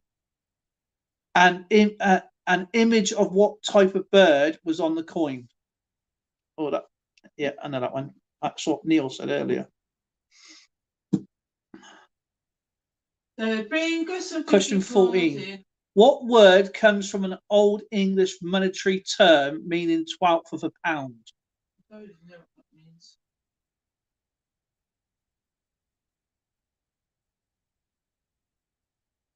Twopence. No. So number 15. Which British coin ceased to be legal tender on the 1st of January 1961? An image of what type of bird was on this coin? Oh, that's the little brown coin. Like little brown coins. Oh, the farthing. The farthing, that's what you're saying. So the bird's called a farthing. I don't know what the bird's called. Pigeon or something. Pigeon. Okay, we're going to do 11. 11 now. Where's my 11? Right. Okay. We have some great answers there. I think you've all got them right anyway. This one here, I forgot about Florence, to be honest. Which European city was the first city to mint its own gold coins in 1252? I put the Vatican. I put France. You put France. I reckon it was Florence. I forgot about Florence because all the Medici banks and stuff. So, Sturika. What is the answer? I don't know yet. As I told you, I don't know until I get to the next page. This is why I'm playing. Okay, we all know number 12 is going to be Canada. Canada for that one. Canada, we love you. Now, Christopher Ty's put 1986 or 1997. I'm going to go with 1997 for the general circulation of £2 coin. I'll do 97 too. Number 14. What word comes from an Old English monetary term meaning 1/12 of a pound? Well, that's a sixpence. And a sixpence. The terminology to that is a tanner. Oh shit! Do I hear grumbling in the back? Ceased to be legal tender on the 1st of January 1961. An image of what type of bird was on the coin? Well, it's the European wren, which I put down. I knew that. I said that. I thought. No, I didn't mean it, pigeon. Right. Messing with our head. The Royal Mint ceased. The Royal Mint released a new 50p in 2020, designed by Dominic Evans in block capitals. Does it say built Britain? No. Right, the Royal Mint released a new 50p coin in 2020. It's diversity. Designed by Dominic Evans in block capitals. What does it say? Diversity. Built Britain. Diversity. You're saying diversity. Oh, she's right. It is. It's diversity. 17. You're not supposed to shout out. I'm supposed to write it on here. Oh, sorry. Well, can you hear me? You do it quietly. You do it quietly. Quietly, mate. Yeah, as in like you whisper. Yeah, because you help me know the answer. Right. Okay, 17. Where exactly was the Royal Mint established in 1886 AD, and where it remained operational for approximately 800 years? Florence. Right, so he says Florence. I'm just going on that last one. This is the Royal Mint? Yeah. Heaton. Okay. Oh, no, I'm not. Right, okay, you're saying Birmingham as well, Heaton Mint or Kings Norton Mint. Which one are you saying? What? Okay, there's quite a few mints. I'm just a Birmingham. Okay, you said, but Birmingham's a city, as you know. Yeah. Okay. So you got Kings Norton or Heaton Mint. Which one you going with? Oh, Polo. Polo? What? Polo mint. Wait for Christmas. You'll have lots of mints. But then you got the Soho. Oh shit! Then you got. Where you land? I just knocked my thing everywhere. Then I've got the Oh, I don't know. Then you got the Soho Mint. Then you got the Royal Mint. Then you got the other mint. Listen, I'm bored of that question now. Okay. Then you got the Fox's Glacier mints. Yeah. Okay. Which Spanish coin worth 2 escudos was used widely in the Americas until the mid 19th century? What? Oh, I know that one. Just realised. Which Spanish coin worth 2 escudos was used widely in the Americas until the mid 19th century? The one escudos. No, the 1 escudos is also his own. Well, yeah, because if you've got 2 of them, it makes a 2, doesn't it?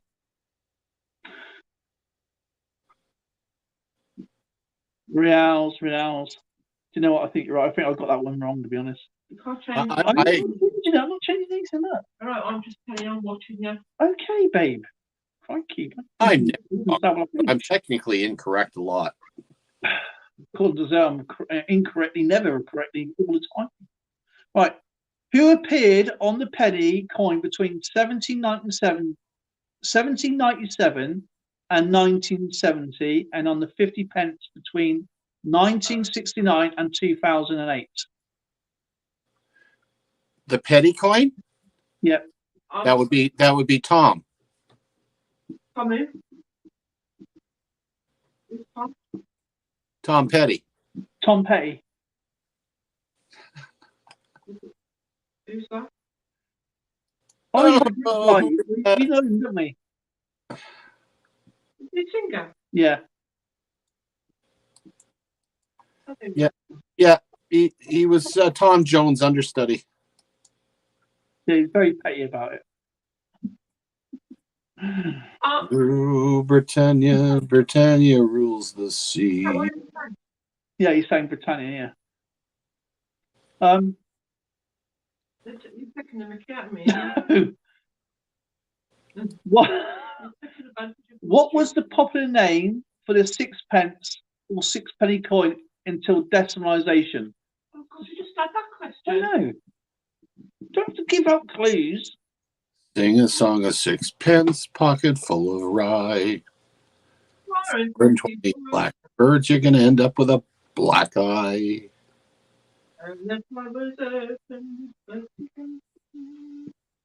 I think I've got that for one more. I'm pretty sure about it. Don't worry about it. So right. Okay, we've got Tanner. I don't know. Florin. Okay. All right. My 5 answers is number 16 was diversity. Yes. Number 17 was Tower Hill, London. That was Ooh, Tower Hill. Christopher, good. 18. People put down Reals. I put down a Libertad. I don't know. Well, you're stupid, Tom. I put down leotard. Leotard. 19 Britannia, and 20 was the Tanner again. I don't know why they've done that. Okay, looks like this is actually the last question. Right. Which coin was minted in Great Britain between 1663 and 1814 and contained approximately 1/4 of 1 ounce of gold? That one. That one? With the portcullis thing on it. Portcullis. Whatever it's called, I don't know. You know that one that looks like a 20 pence piece? What's it called? Half crown? No.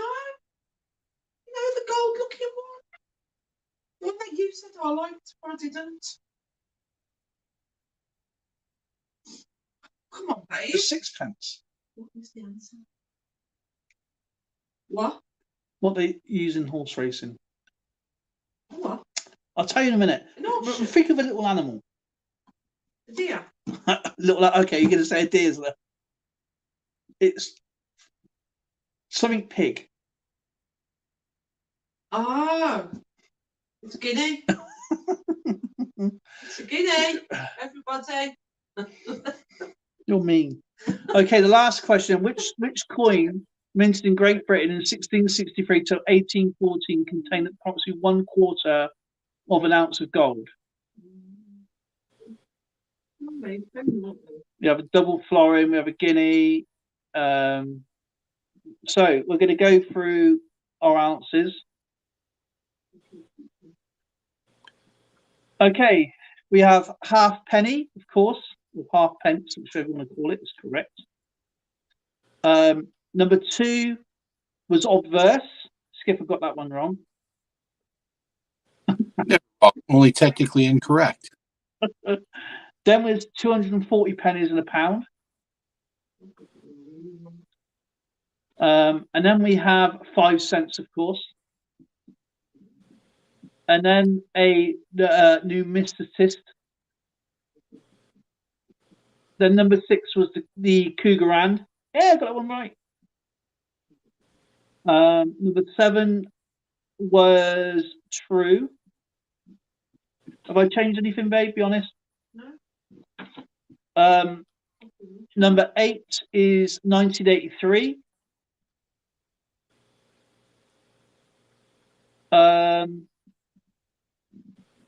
Obviously 9 is 10 and 10 is 9. So the pieces of 8,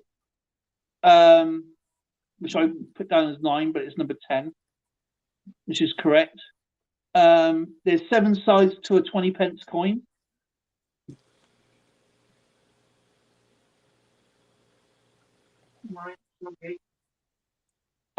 Florence. I knew it. I knew it was Florence. I got that one wrong. I think. Who put down Florence? I can't remember who put down Florence.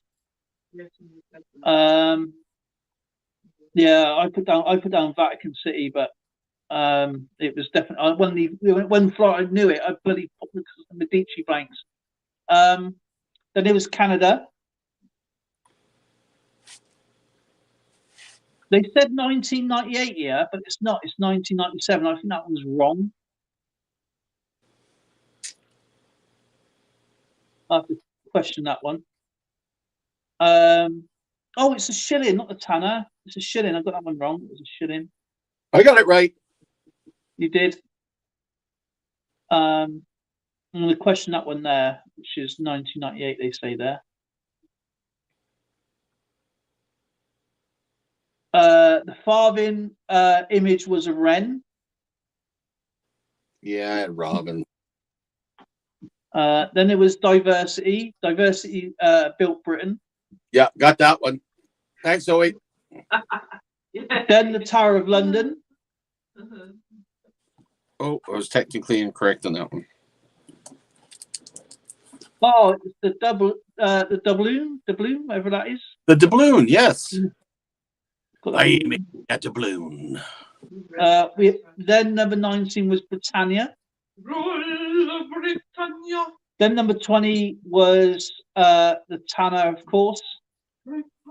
And then 21 was the Guinea. So I got 1, 3 wrong. They all call it.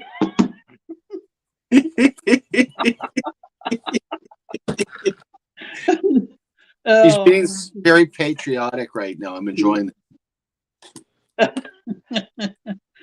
But 3 out of 21 wrong is not bad, I guess. It's bloody Florence. We watched the Medicis. You should know that. You have no excuse. No excuse. As soon as I saw Florence come up, I blinking knew it. Never mind. That was a bit of fun, bit of trivia there for everybody. I enjoyed it. I'm pretty sure everybody got them right anyway. So congratulations to everyone. I don't know why I even said Tanner. I thought it was bloody should have been the shilling. You went Tanner. We better go and compare them. No, we can have to go Only if you sing that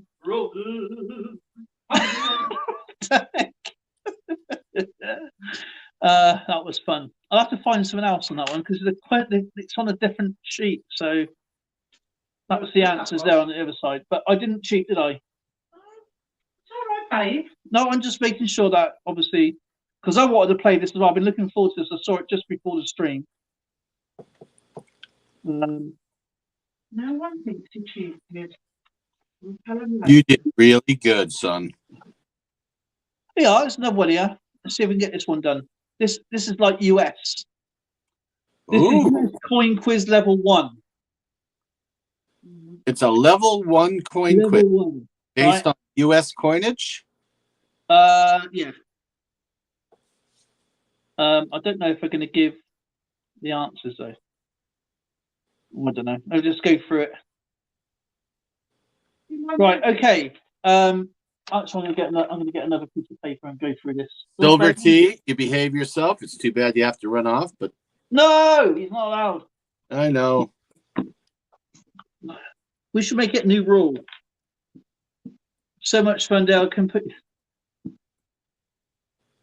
EAC says so much fun. Dale, can you put the link in the comments after the stream?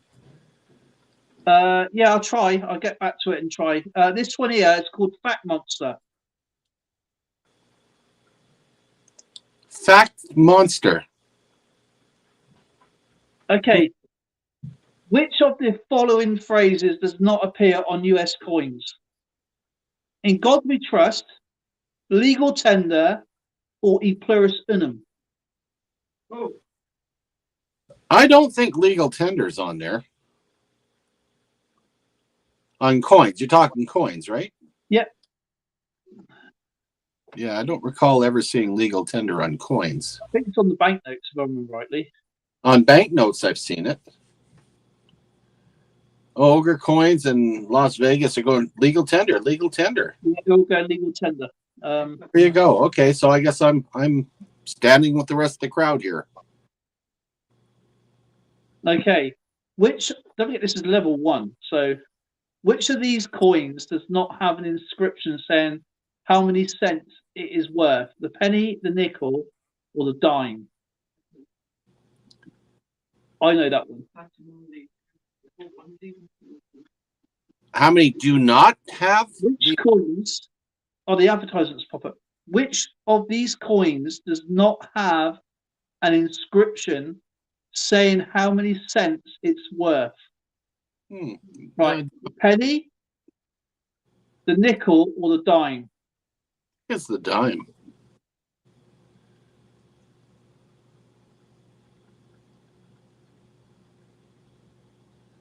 Las Vegas says it's the nickel. No, it's the dime. It says 5 cents at the bottom on the nickel. Right. And obviously it says 1 cent on the penny, but it says dimes. I think it's 1 dime. I think it says up there, if I remember rightly. Right. What's the next question? There we go. Right. Which of the following has never been issued as a US coin? The half-cent piece, the 4-cent piece, or the 20-cent piece?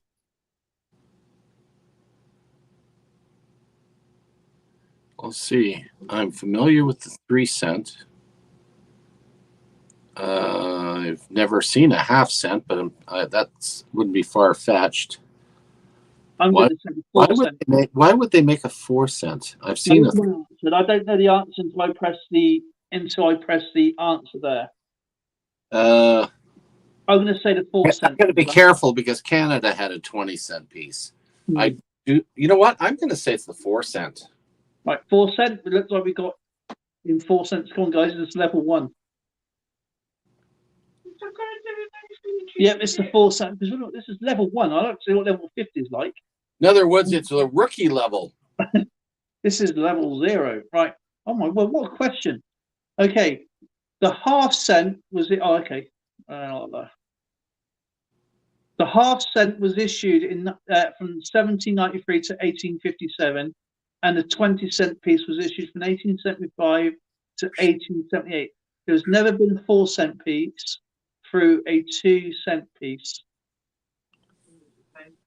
I don't even know what that means, to be honest. This is too much. Right. What is the main metal used in making pennies? Is it copper, zinc, or bronze? Now, it doesn't actually specifically say which year. Yeah, okay.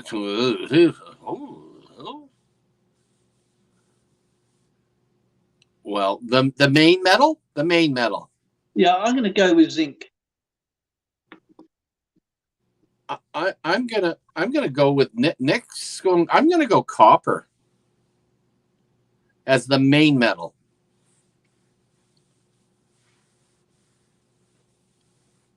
Andrew Cooper, I haven't seen you for a while, brother.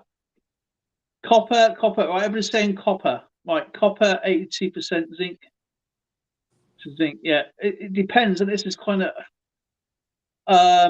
Now, I normally put in the.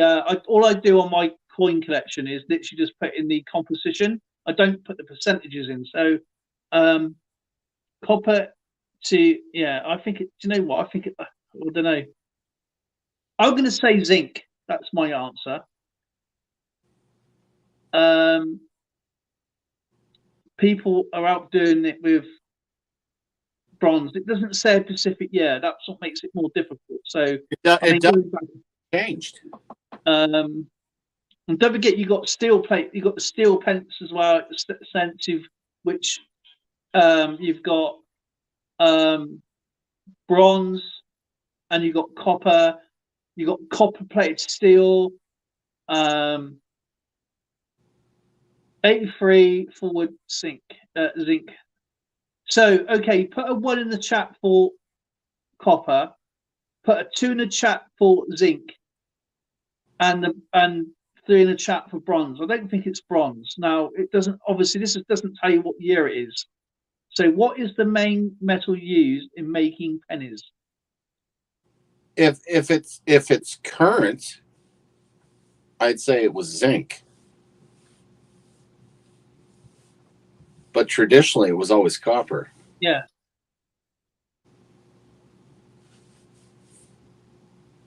Two. Okay, we got. I'll let you decide this one, Skipper. Which one you want this to go as you're the skipper? Oh, so you know what? It's tough because again, are we thinking older pennies or the newer ones? Are we overthinking this? 1.5. You know what? I'm gonna make it. I'm gonna backtrack. I'll just say it's copper. Okay, copper. Okay, copper's locked in. It's gone blue. Here goes the answer. It's zinc. Damn it! I changed it.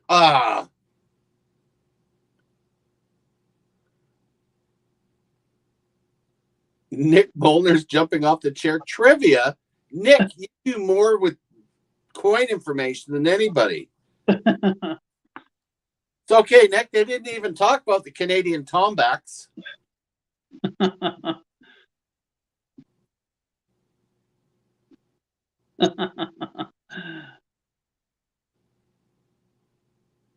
Yes, it's true. It's true. To coins. About how long does coins last when they are in regular use? I'm sorry, I'm trying to. My brain didn't let me work. About how long does coins last when they are in regular use? 25 years, 50 years, or 75 years? No, it's not. It is an average use what they put the test through. So I'm going to put in 50 years myself. I'm going to go with 75. 75, 25. Yeah, of course you can. You can get any 50. I'm going to say 50 myself. But You're the executive decision maker from the chat. So what do you think, Skip? So far, the consensus seems to be mostly 75. Okay, 75. You ready? Right, 75 is locked in. It's gone blue.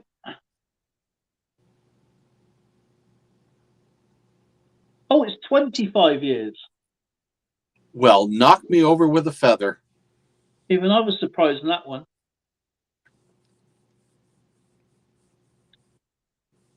Okay, don't forget, this is all US coins. So what is the correct term for a penny? A penny, a cent, or 1 cent piece? A cent.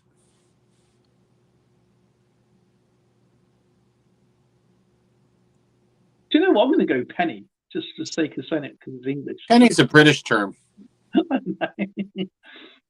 never heard anybody, even never heard it say 1 cent piece. No, it's a cent. Okay, are you ready? You're Just gonna to reply, of course, is 1 cent piece. I'm going to make one. Right, okay, it looks like cents overruling this one, Skipper. So cent is locked in.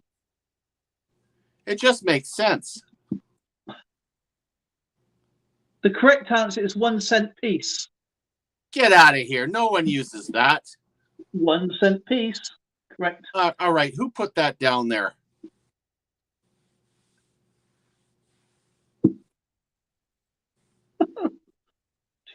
I lost. Oh, we know this one. Okay. We always say 1 cent, but do you say piece? Or does that mean please? If that doesn't make sense whatsoever, I'm sorry. I think it's going to be cent, to be honest. Okay, question 7. We got 2 wrong now. Come on, guys. We've got to be better than this. This is level 1. What coin is worth 2 bits? A dime, a quarter, or $half? It's a quarter. A quarter? I thought it'd be a dime as in 2 nickels. No, it's a quarter. So what coin is worth 2 bits? Quarter. Okay. I won't even know where that. I'm just guessing. Is that because it's 2 bits to make a 50 cent? I don't know. Okay, you got quarter is locked in.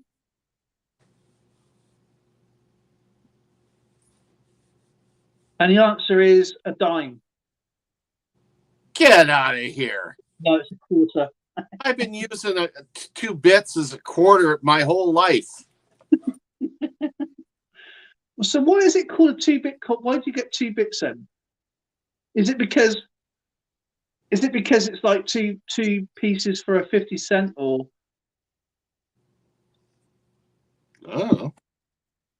is it because it's a quarter? So 2 bits will make a half. 3 bits will make a third, and 1 bit is obviously it. So it's like a porridge. No, that's not how it goes. It goes shave and a haircut, 2 bits.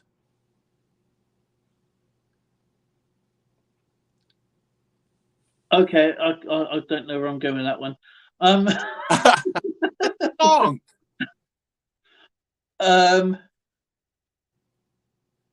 Okay, now this is for a time. That's good.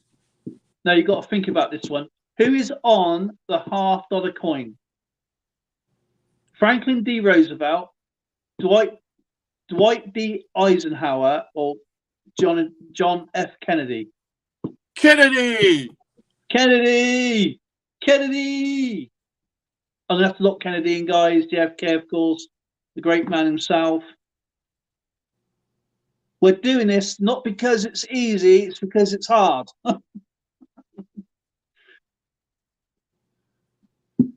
Yeah, a bit is 12.5 penny pieces. 12.5. So 2 bits would be 25 penny pieces, which is a quarter. Thank you, Sturika. Yeah, but do you have 12.5 pence coins? No. How do you know? Because I've never seen one. I ate them. They Oh. come with chocolate with gold wrap. Yeah. Okay, what do you call a coin collector? We did this already. But a flat. What's that word for stamps? I can never say that word. Flat. A flapper? Okay, a flapper stamps, applet? right? I can never say that word. A philanthropist? No, that's a person who a philanthropist? a feederless. I kind of Oh, we know what that is. It's all numismatist, isn't it? So we all know it's a numismatist. Yeah, EAC is doing the same thing. 8 real divided into 8 equals 12.5. That's 2 bits equals 25. A quarter. You're gonna have to show me the actual coins to get that. Hold on. Where's my 25-cent piece album? Okay, in relation to the heads side of coin, the tails side coin is called the right side up, upside down, or turned halfway. So in relation to the heads side of the coin, the tails side is the right side up, upside down, or turned halfway.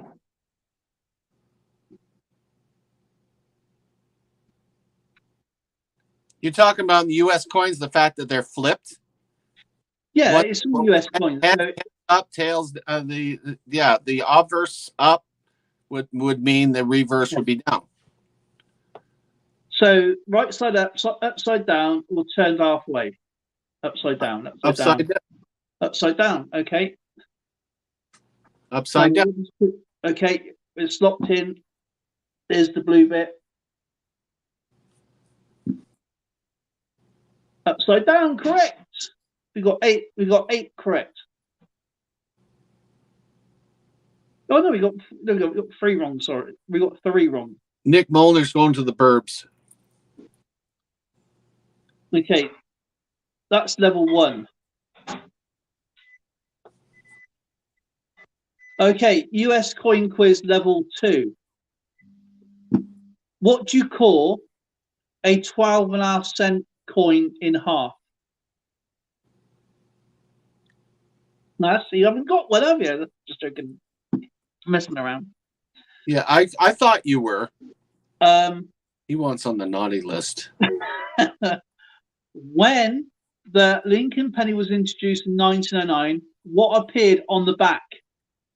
Miss Lincoln, the Lincoln Memorial, the ears of wheat, or a model A automobile. In other words, it's a wheat cent. Yeah, it's the wheat cent. That makes sense, doesn't it? Or the wheat ears. I don't know why you call it the wheat ears. Right, I've seen that many times on but you go by the terminology what the people would say. Ears of wheat. Yeah, ears of wheat. But you wouldn't go to your friends. Have you got like a cent to give us? So you wouldn't go, you got a 1 cent piece, please? I can use, or you wouldn't go, have you got a wheat ears cent? Would you? I got some Wheaties in my pocket. Exactly. So you're all saying obviously wheat ears, obviously, because it's a wheat cent. We all know that. And yes, it is a wheat. So congratulations. Oh, blinking advertisements. Alrighty.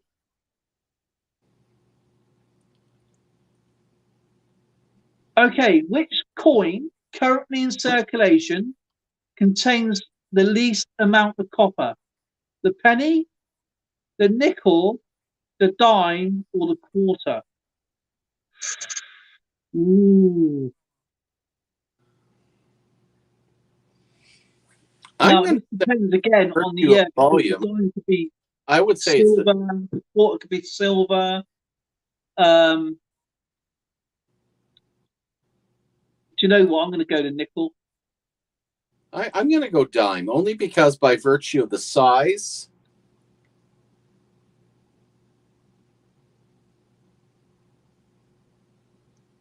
Yeah. Do you know what? I think you're probably right there, actually. The nickel dime. Yeah, because obviously, we looked at, I forgot Because the nickel's larger. Yeah, and there's going to be a lot more. Actually, do you know what? There's going to be a lot more nickel in a dime, isn't there? And there's still 10% copper in obviously, because obviously you've got 90%, so there'll be 10% copper or other elements in depends what silver they're using. So they're all saying nickel. So who do you want to go with, Skipper? It's well, keeping in mind I'm a Canadian, so I do collect US, but I really haven't gotten into delving into it this much. Okay. They're saying we got 1, 2. Okay, I'm going to go nickel because PhD and Sterica and most people go with nickel. So I'd say I'm going to stick with dime only to be a nonconformist. Do you know what I'm going to go with? I'm going to go with the penny. Okay, they don't have pennies; they have cents. True. They got penny there on the level 1. They said 1 cent piece. So there. Blah blah. Right. And it's the penny. Ooh, there's a lot of people that got that one right. Not me.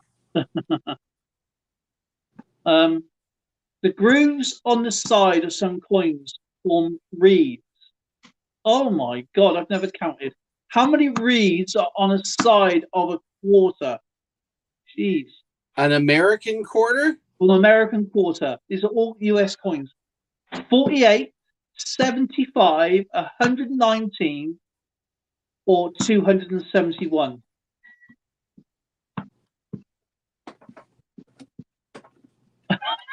Count them.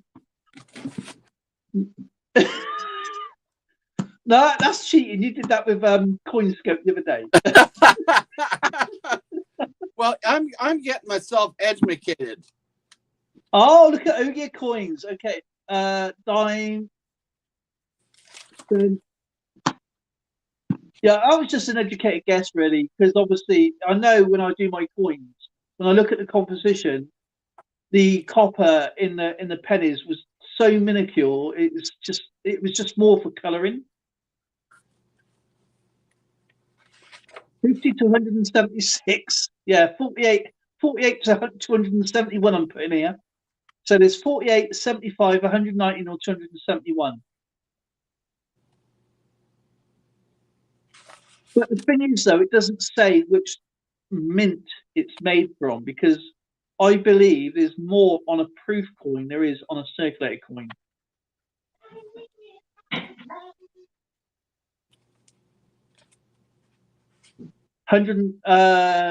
We've got 176. No, I've got 48, 75, 119, or 271. We surrender, says. Useless book doesn't tell me anything.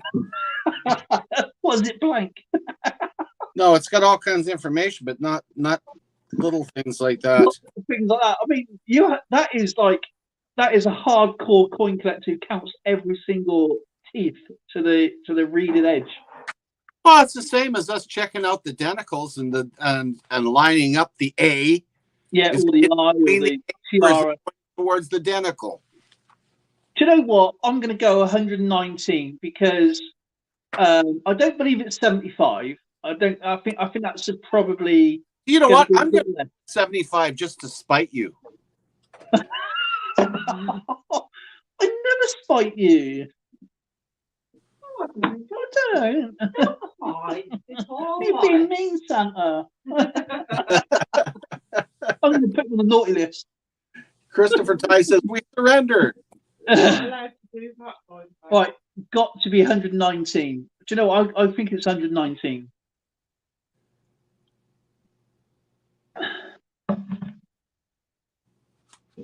Do you know what? Have you realised this? You got 48, 75, 190, and 171. Now, 48 is the only even number. The rest are odd. So is that a tricky one? But I'm going to go with 119 because it's quite a big coin. There's not enough for 48 to go round.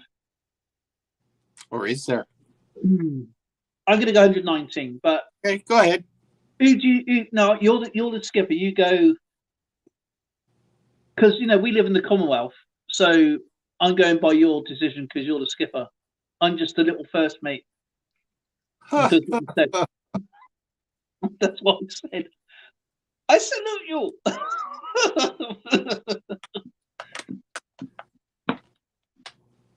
Ogre says 119. I'm going to go with Ogre. I'll do 119 just for fun. No, 19. Ready?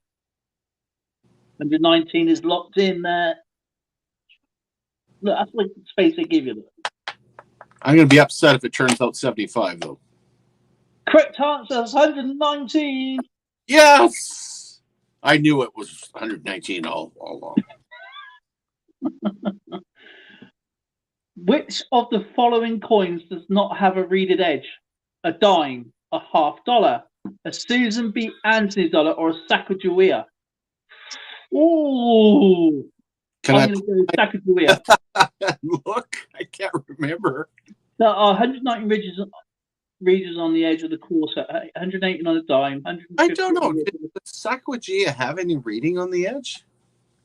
I believe it's smooth because that's where you would find the coin date. Yeah, I think it's the Sacagawea that's smooth. But again, I could look, but I'm not going to. Because I'm not going to cheat. Susan B. Anthony, you get them mainly in coin sets, right? And they're reeded. The $50 is definitely reeded, and the dime is definitely reeded. I reckon it's a Sacagawea. Yeah. But it's all down to you guys. Whatever you want me to put in. Christopher says it's Susan B. Anthony, but I kind of lean towards the Sacagawea. Yeah, Ogre says that too. So does Las Vegas. So does John. That's where you get all the information from. You got the date and the mint mark on the edge on the Sacagaweas. Yes, it's a Sacagawea dollar. Ta-ra! Ta-da!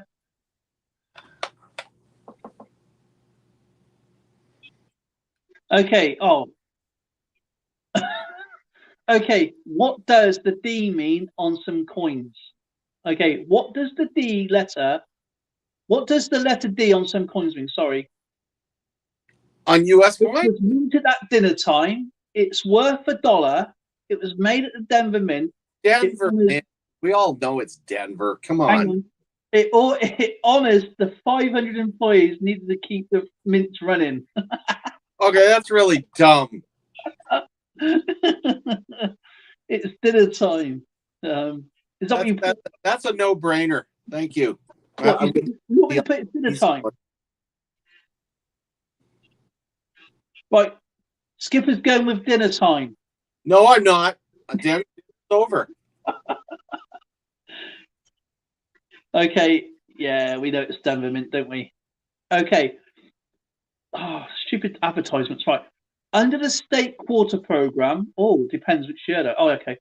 Under the state quarter program, how many different states appear on the quarter mints in any 1 year of the 2008? 50. Okay. 2, 4, 5, or 8. I'm gonna go with what Christopher says. 5. They're saying 5. 5 looks like a no-brainer. Do you know what? I think I've got the state quarter program, but then I think it is right. I think it's 5. The 2008 had the Bill 457 says 2. Yeah, you 457. non-conformist. Yeah, because I think that's the one where what's the name, wasn't it? I'll have to think about that one. Okay, it's saying 5, yeah? 5. Okay. 10-year program per year. Okay, 5. Yeah, the answer is 5.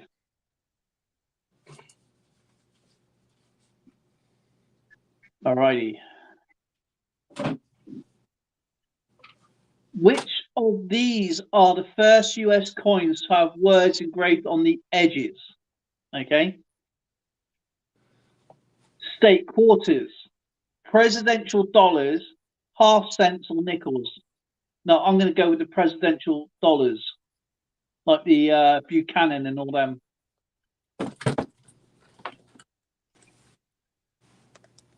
Let me check. He's got his books out just to check. Skipper, I think this is the last question. Oh, great. Now I pull it. Presidential dollars. No, I'm only joking, Skipper. There's a few more yet.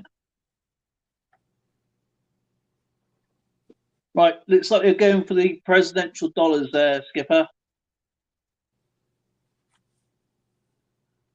So I've got to dodge the advertisements. That's why I'm going up and down. I have all the presidential dollars. It's the presidential dollars.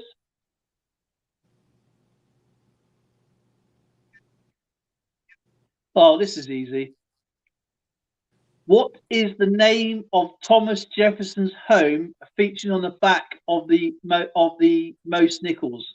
Monticello. Is it Mount Vernon, Munsey, Montreal, or Monticello? I'm not sure if I'm pronouncing that right. Monticello. I know it's in Virginia. Monticello. You sure? Monticello. Okay. Monticello. I know that was his. Come on, I got to get at least one right here. Yep, you're correct. Monday. The old 457 says macho. Hello.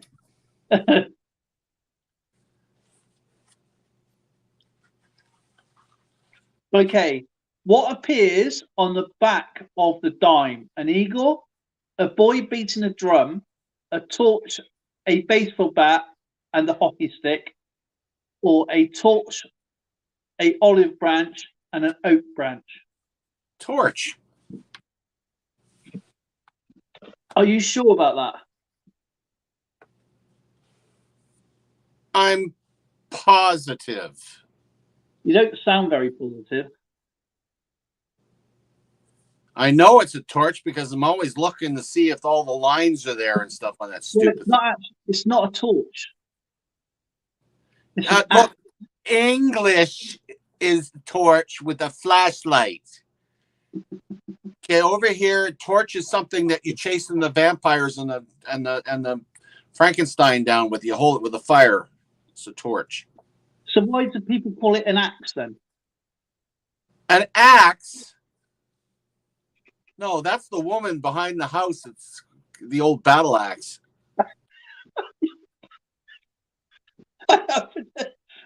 Skipper, 1983 want their saying back. They just called.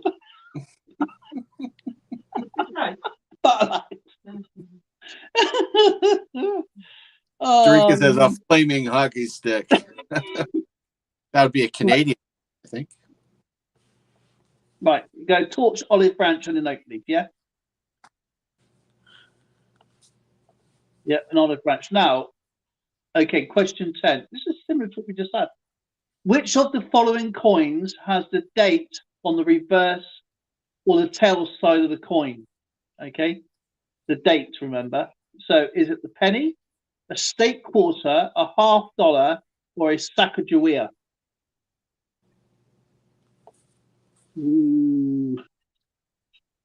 That has the date on what side?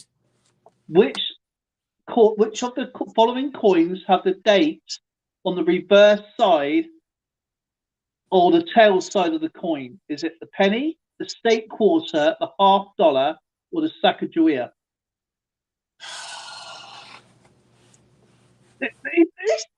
He's a bad Santa. He's cheating. Look.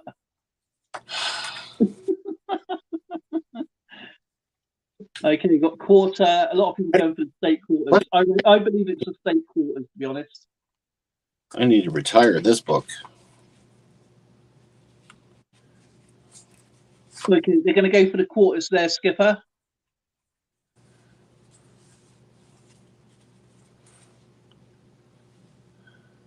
And the answer is the state quarters. Look at that, it's so cool. 1909 SVDB. Yeah, don't you know what that guy done? Chiseled his head off. God. Oh, should have been shot. That's the trouble with these people who gets these coins and dismantle them, and they think they're doing a good turn by making it into art and trying to sell it. And they don't know what they're doing. They just think they're old coins that they're going to be around forever, but they're not. Even the high mintage coins are going to be around for a long time. Okay, that is all the US coins quiz. There's only 2. I thought there's going to be more. Let's find.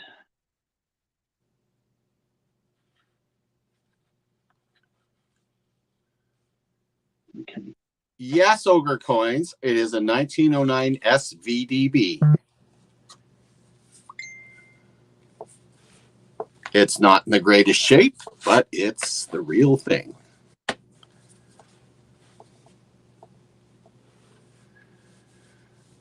Bigfoot's EAC, the other one.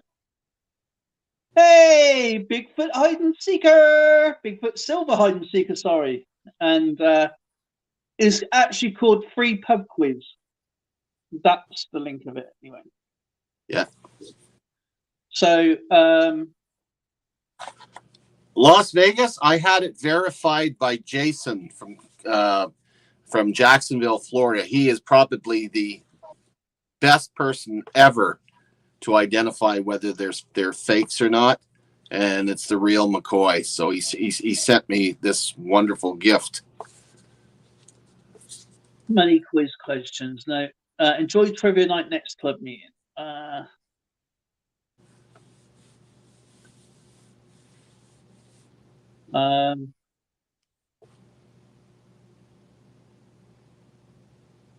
Ooh, don't forget to like and subscribe. It's right over here somewhere. Bigfoot, please put your link in, brother, and you, Bill, and please check out Bill's streams on Saturday. They are absolutely fantastic. And check out his workout videos. He makes me look lazy.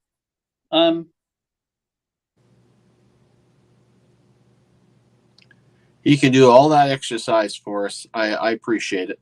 Yeah, thanks, Bill. Okay, collectibles trivia.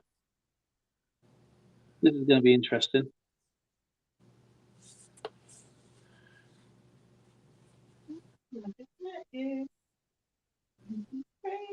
Coins and banknotes. There we go. Right.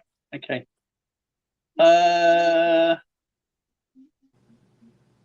Play mix quiz.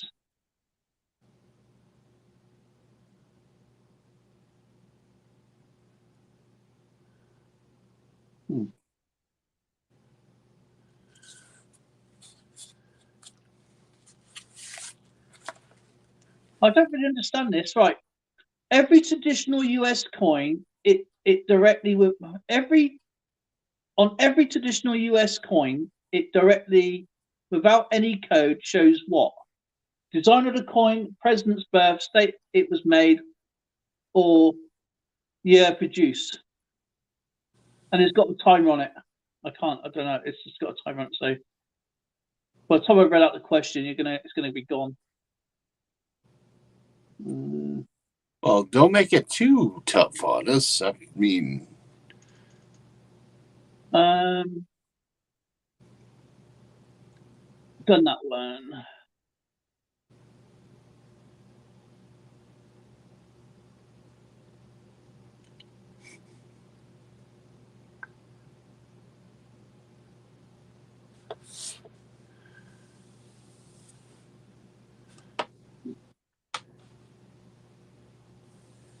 Oh man, this is gonna be hard. How many shillings? This is British. How many shillings was in one guinea? I'm gonna have to write this down. So, how many shillings was in one guinea?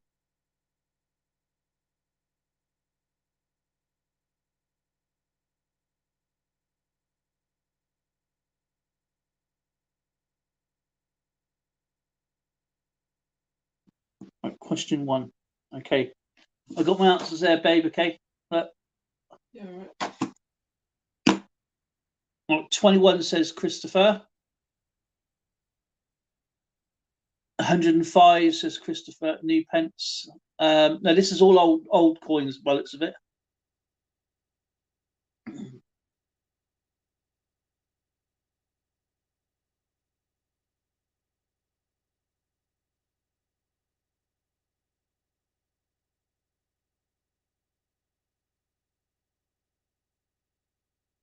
Okay, question 2. How many shillings was in £1? I think this is old coins. So, there's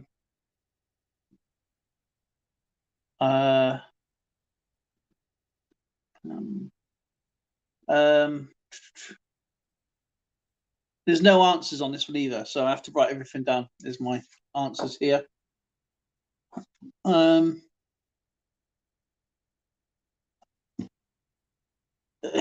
That one.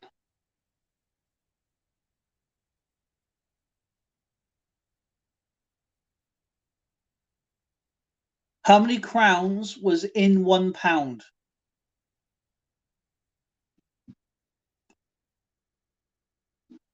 Actually, I should get. I'll start again, so it makes it easier. How many shillings was in £1? Sorry, how many shillings was in 1 guinea? 24, 21, 14, or 16? So 24, 21, 14, or 16? I say 21. Okay. Right, question 2. How many shillings was in £1? 18, 22, 15, or 20?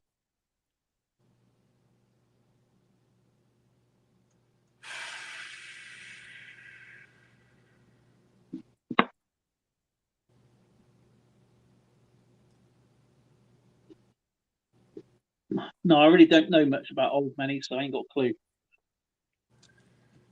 20 shillings in a pound. 20. Okay. How many crowns was in £1? Oh, good grief. Was it 5, 6, 4, or 7? 5.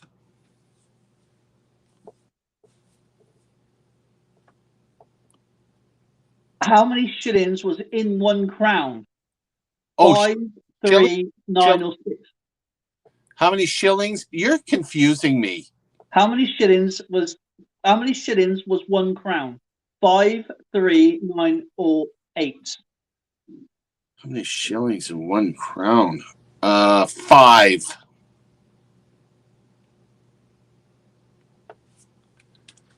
Gee, I just have to look at the chat. 5. Christopher Ty, 5. Doug, 5.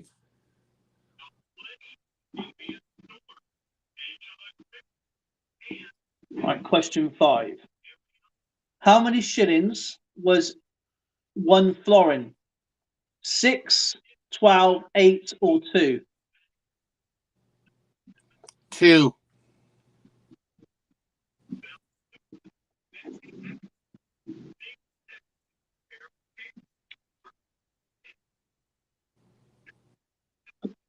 How many pence was in 1 groat? 4, 2, 6, or 9? In a groat? Yeah.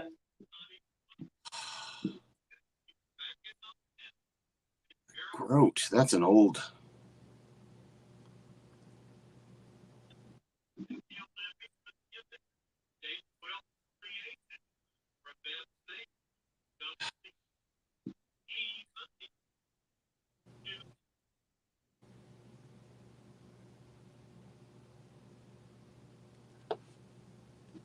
How many what? How many what in a groat? How many pence was in 1 groat? 4.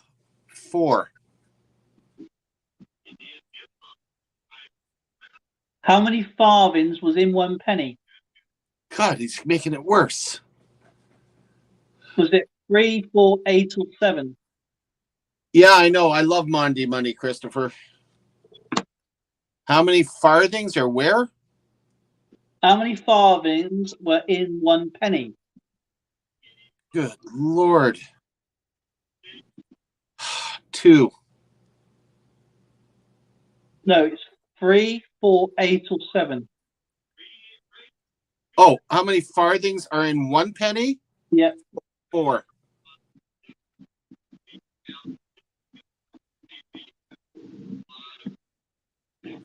No kidding, EAC. What were the words used to denote? What words were used to denote pound, shilling, and pence? Was it gold, silver, copper, citus, altus, or fortius, libya, solidus, or denarius, peso, real, or centavo? Did you just see the 747 fly over my head that time? Okay, just say A, B, C, or D. I don't know. Now think of an old drug.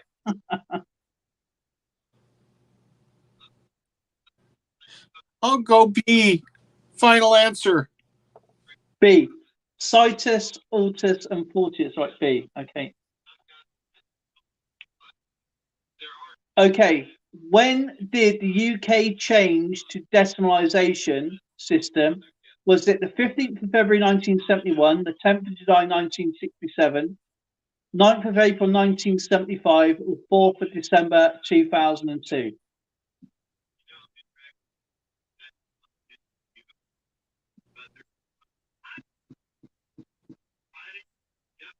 It had to be 71.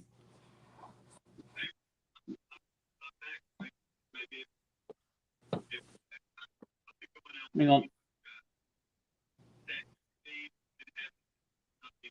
I think I missed a question out there again. I don't mind because an advertiser. Don't mind me. My brain's just about ready. Okay. How many shillings was in 1 guinea? 21.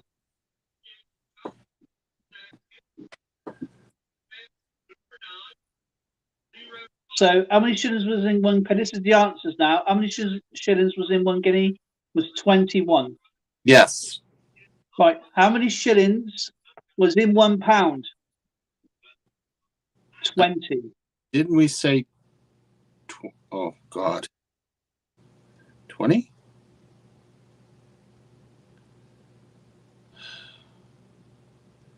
You're brutal. How many crowns was in 1 pound? You put 5. Yeah. It was 4. Hey, not bad for Canadian. I'm shooting in the dark here. You're right, Bill. They're hard questions, especially when you're only slightly familiar with British currency. And believe it or not, pre-decimal currency is tough stuff to understand. How many shillings was in 1 crown? You put 5.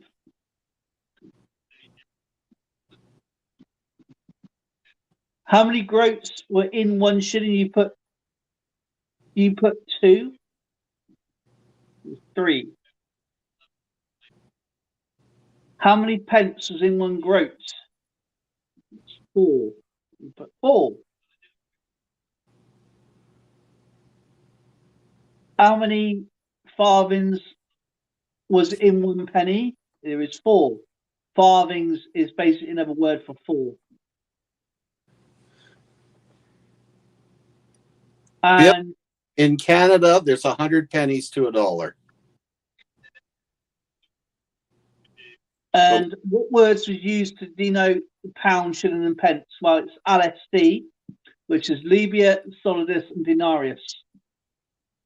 Pound, shilling, and pence. And you put B, I put C. And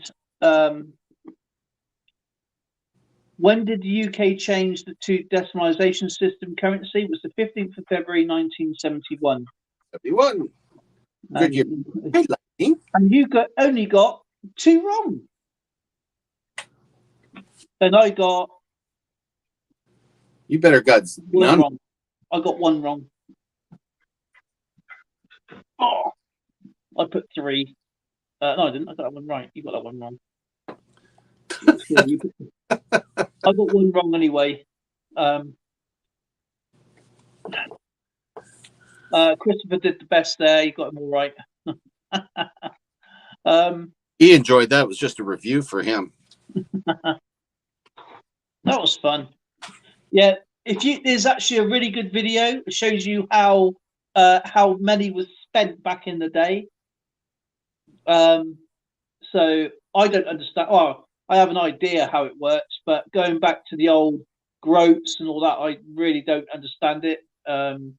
Because as I say, they use groats, but it was more later on used for Maundy money, as Crystal said. Right. Which I would love to get one set of it. Two things I want: a set of Maundy money and an 8 real. Oh yeah, real nice, good one as well. Yeah. When you're buying something when you buy something like that, you want something that is going to be either King Charles I, really expensive sets, but you're not going to have many coins, but you're going to have you're going to spend the money, it's worth it. And then when you want a real proper piece of 8, again, you need to get and spend the money to get a decent one. If you want something like that, it's no good getting a half decent one and overpaying for it. That's what I would do if I said we won the lottery. That's probably there's 3 things that I would love to get, and that would be an American Black Eagle banknote, a decent Maundy set, and it would be a proper piece of 8.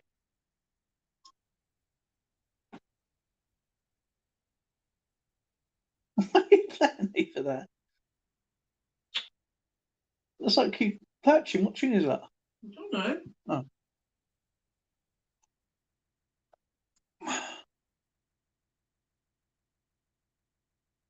Yeah, used to get the Mojo sweets, which was like 2 for half penny, or you get 4 for a penny. I was born after Decimalization Day, so that's quite good. Have you got any trivia now, Skipper?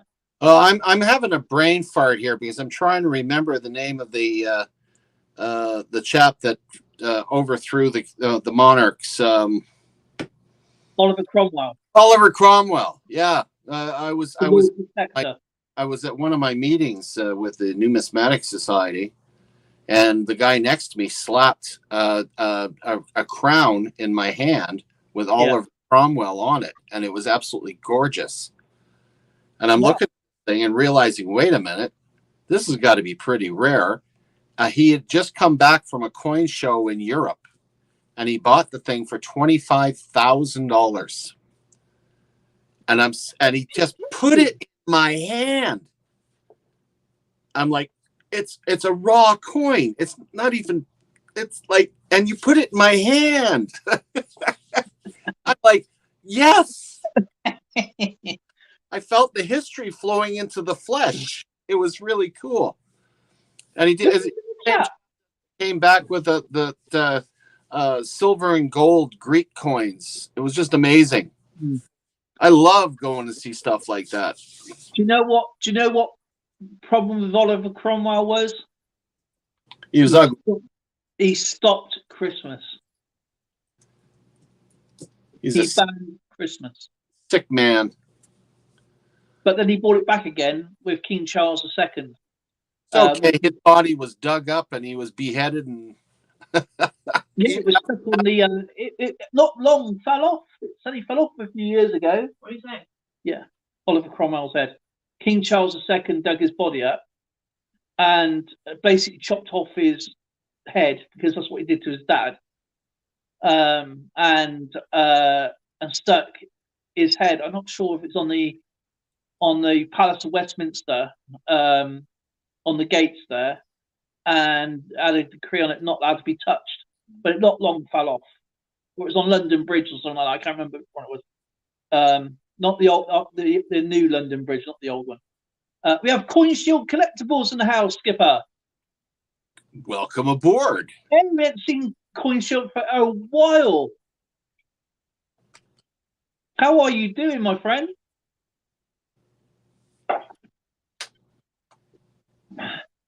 Yeah, you can actually see pictures of his head on the somewhere hanging up anyway.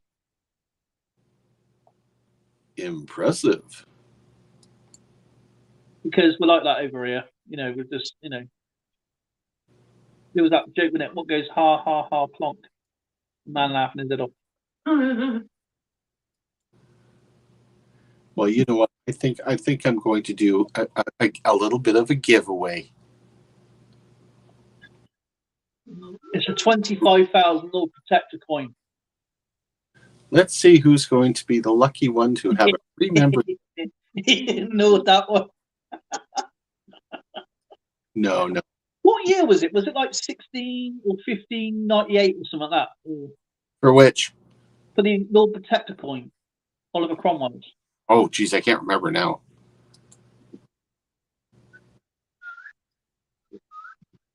Was that the most expensive coin you ever held in your hand then?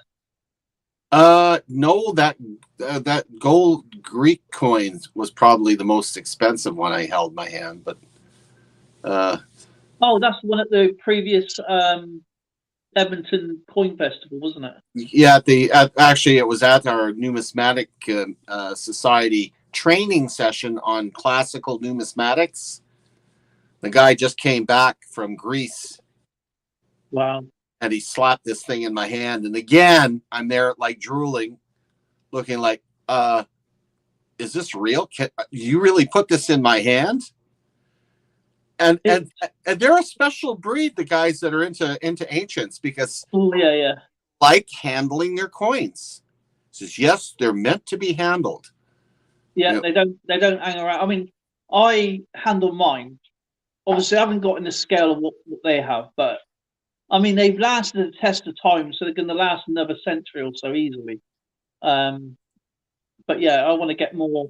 There's lots of things I need to do. I need to get my priorities sorted out. Where I got my world coin books ready. The ones I really want to put into bonus question: which British decimal coin was never minted during the decimal era, but was demonetized the same time? And Taffy coins. Right. Bonus question: which British decimal coin was never minted during the decimal era, but was demonetized the same time as the decimal halfpenny? So that was 1984.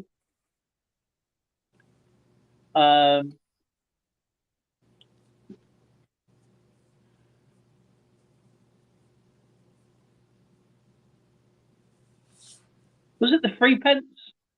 I think they were going to bring in a 3 pence.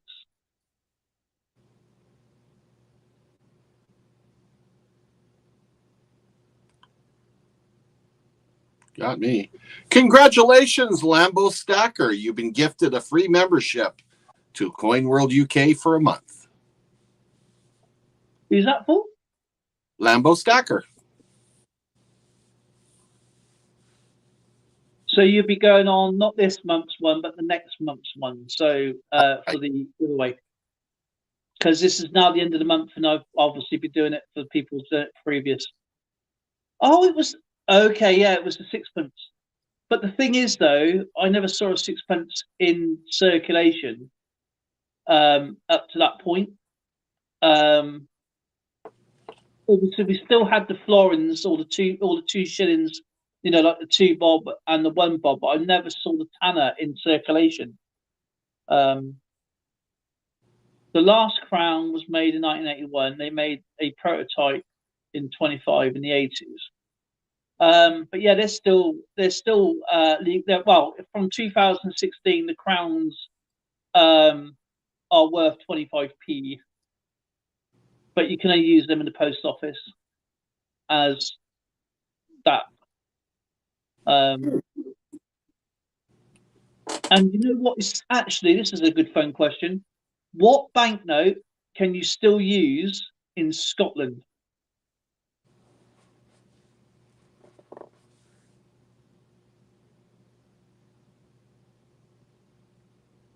It's a British banknote. You can still use it in Scotland.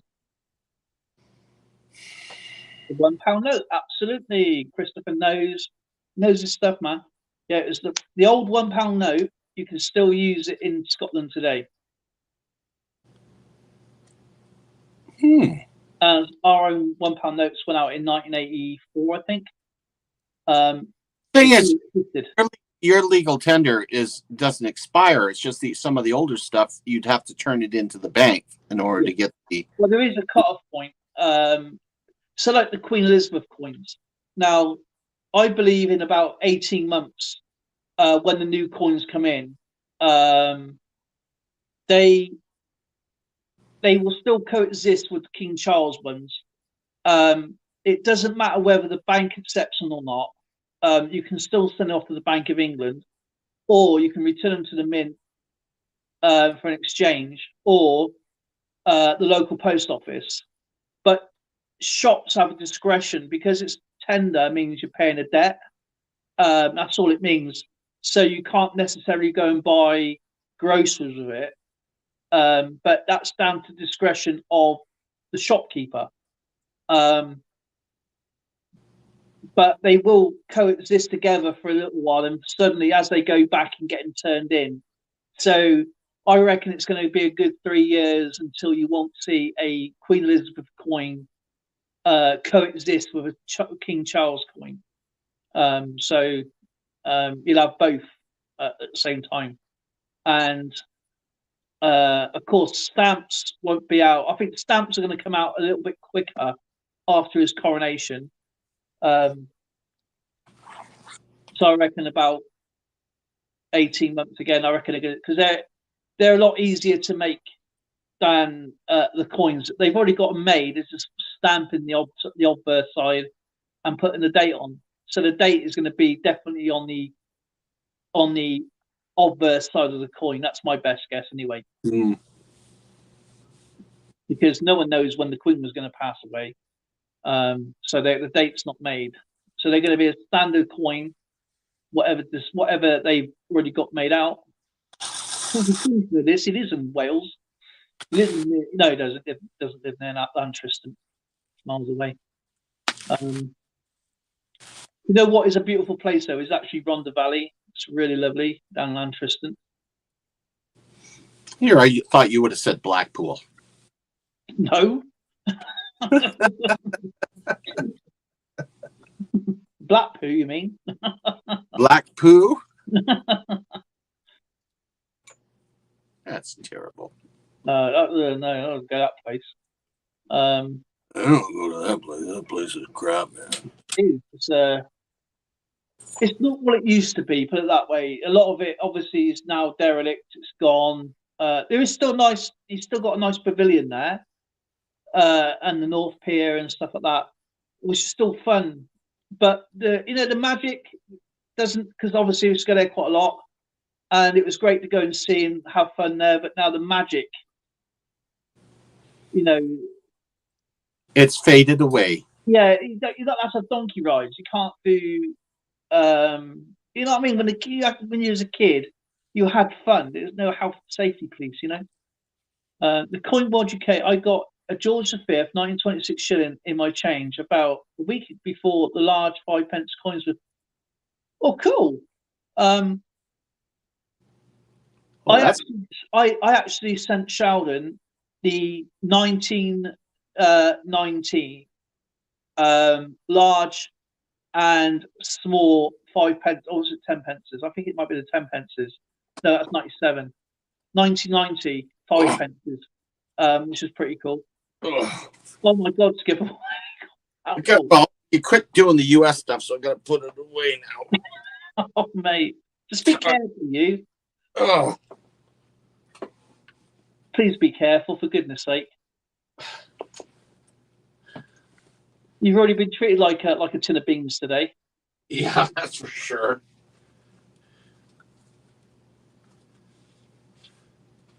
That is actually really cool. Actually, 1926 shilling. Yeah, so I think those were changed in 90, and the other ones changed in 97, if I remember rightly.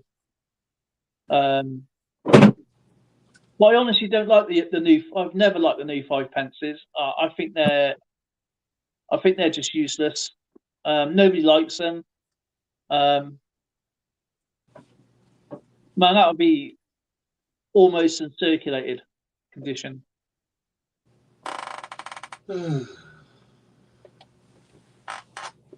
Let's see what we've got in my change actually, because that'll actually be silver as well. That's actually going to be what? Is that 925 silver? Or is that 50% silver? I can't remember. Might be 50. King George the Fifth, isn't it? Is that Edward? Is that Edward the Fourth?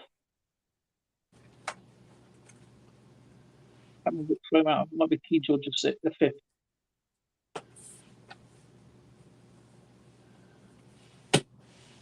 Yeah, 50% silver. You know, my favorite coins are the 50-cent pieces. And I've really neglected. I need that. You know what? It's been a while since I messed around with British coins, to be honest, hasn't it? I've been doing lots and lots of world coins and US coins, Canadian coins. Currency of Earth. Been doing everybody. So we've got actually a great bunch of people here still, so it's absolutely awesome. Currency of Earth. Hello there. Currency of Earth. That would be gold, right? And silver. Or it could be nickel or iron, magna, lava, uranium, titanium, hydrogen, fish. Under the sea. Throw is a crown. The best coin to throw is a crown. You want to make sure it hits them. The best coin to throw. The best coin to throw is a crown. You want to make sure if it hits someone they know. Like in the crown of their head. Hence the phrase, you've been crowned. I should have bought my British coins. I've got lots of British coins here and all sorts of stuff here, but they're not in order. An 1885 farthing there, that's bronze. What else have we got in here? An 1862. This is a variant. By the looks of that, I don't know what the mintage is on that one. 1898 Surveyor Head, 1 penny. It's actually in really good shape, that one. 1897 Low Tide. It's nearly 5 million. 1945 6pence. 1882 Heaton Mint. Queen Victoria. I don't know what the mintage is there because I haven't messed around with that yet. That's the word I was trying to say earlier. The Eurasian Wren. See? Oh, Taffy's asking if you're doing World Cup stickers still. Yeah, I'm doing cards. Actually, I found out the other day. My friend's doing stickers of the same Panini. I'm doing cards. He's doing stickers. So we're going to exchange because I accidentally bought a bunch of stickers instead of cards. Are you doing that as well, Tabby? About to fail. No, yes. Oh, okay. I know she has a long day though. She has a really long day. Here it is just gone 12 o'clock. So I have here a King Edward the Seventh, 1908. 1 penny. 31 million made them. 1891, half penny. 1910, half penny. 1841, a veilhead. 1,700,000 of that one made. Approximately. 1900, 3 pence. 925 silver. 10 million. Then 1881 heat and mint Queen Victoria bronze. 3,763,000. Cool. An 1878 hard date to find, 1/3 farthing. How many do you reckon minted are these? An 1878 1/3 farthing. Look, that's the flip I had. That's like an eyeball. Yeah, no kidding.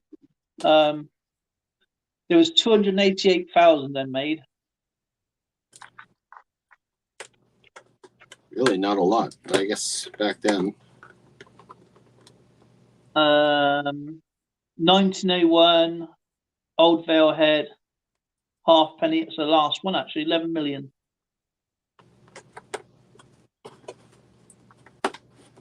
I like all sorts in here. 1907 King Edward VII, 47 million penny.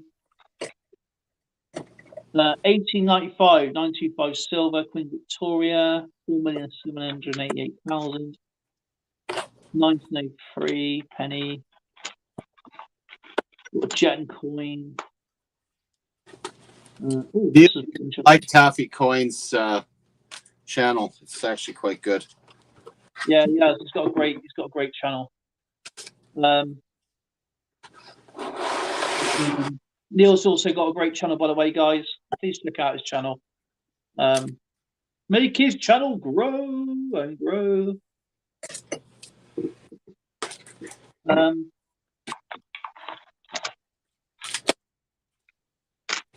1884 half penny.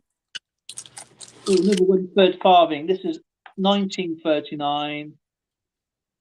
Oh, it's 3 pence of silver. It's not a very good silver coin though, but this is the thing about these coins here, right? Now it's not the best condition coin.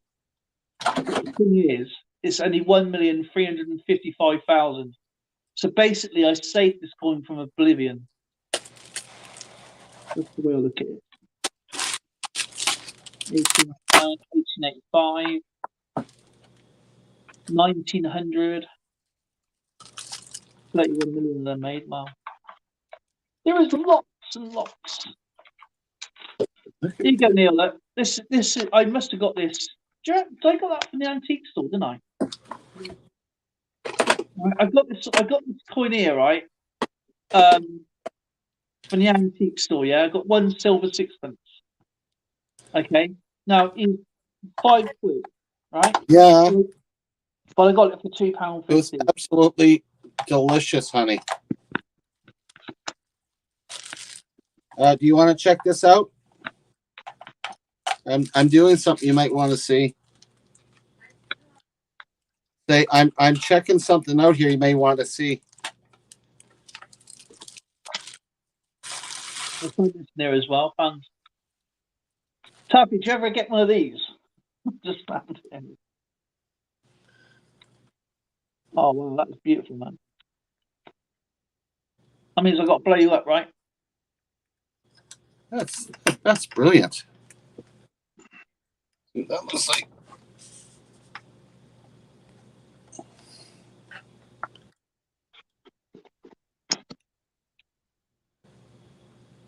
Tracy, What? you gotta see this. Ooh. That is really pretty. It's got like a bowl shape, right? Yeah. But it's like a lantern. Yeah, it's like a lantern. Oh, And it's got glitter. It lights up. It's a Christmas tree. yeah, wanted to see it. Why don't you open it?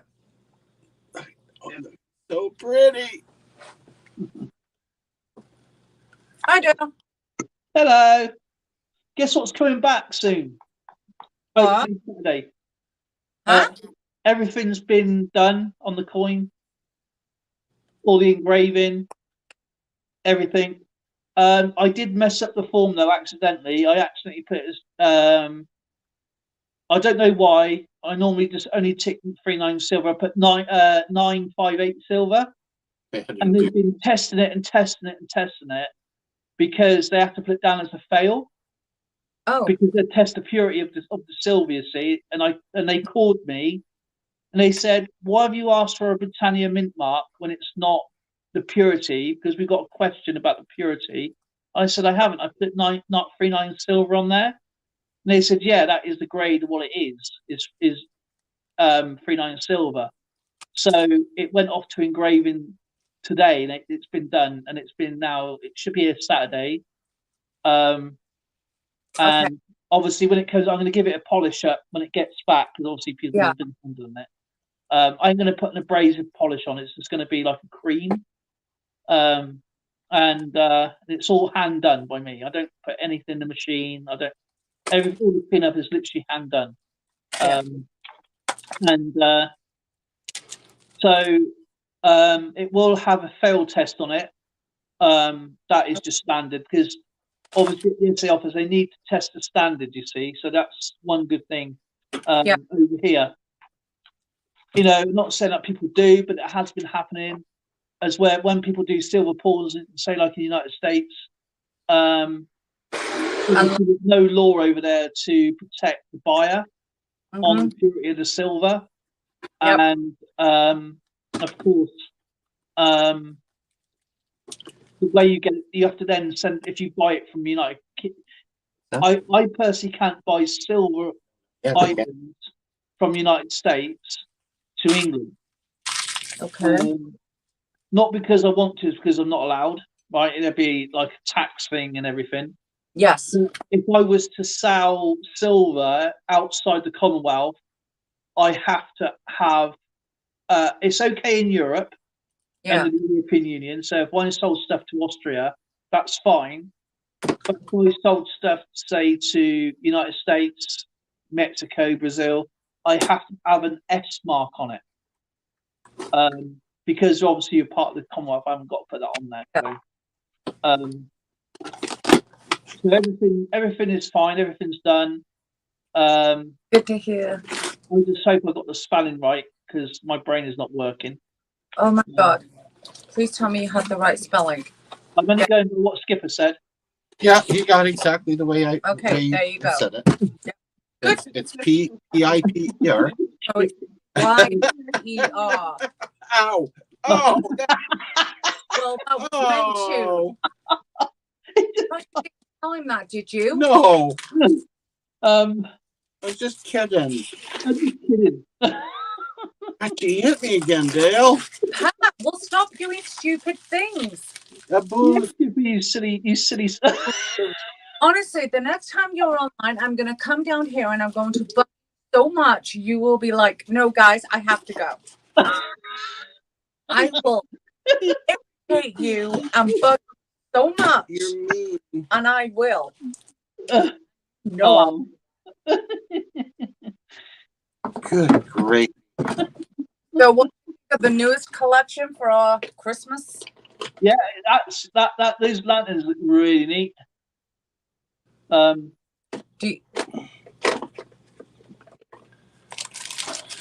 They're really beautiful. They are.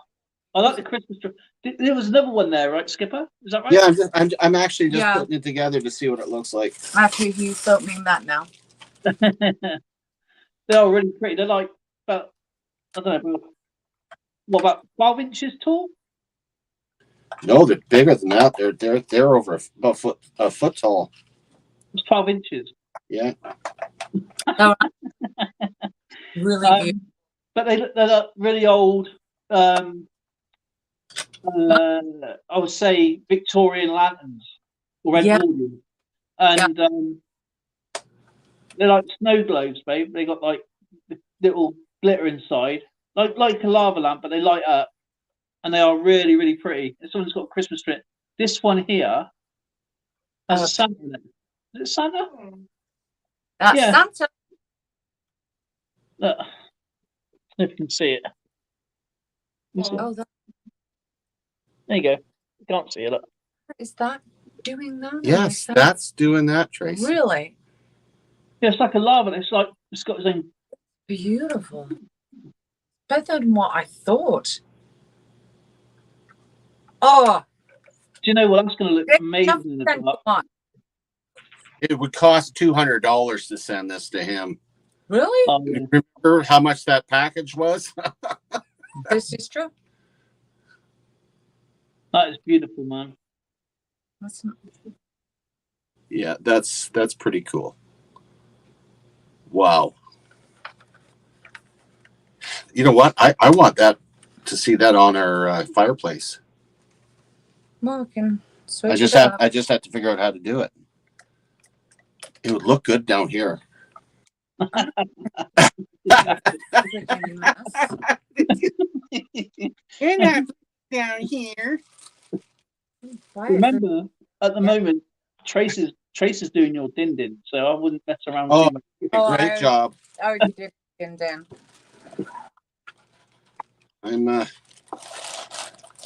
I got well noshed That up. was really nice, Tracy.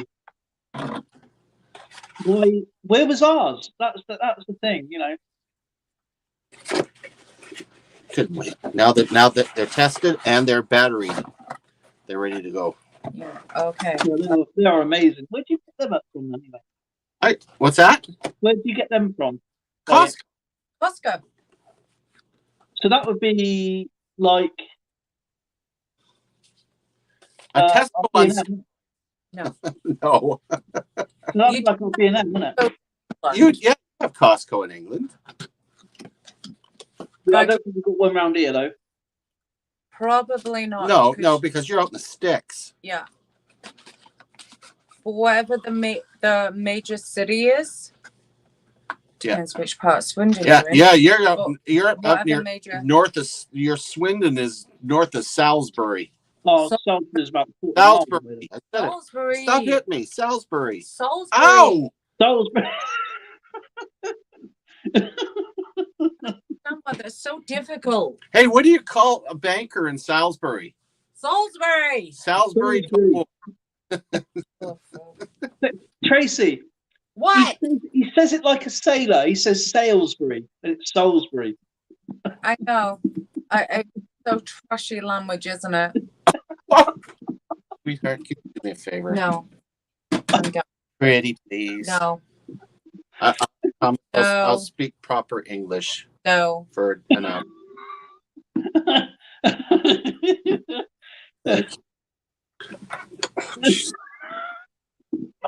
Bye, Gail. Touch you. Hi, Tracy. Nice to see you. Oh, man.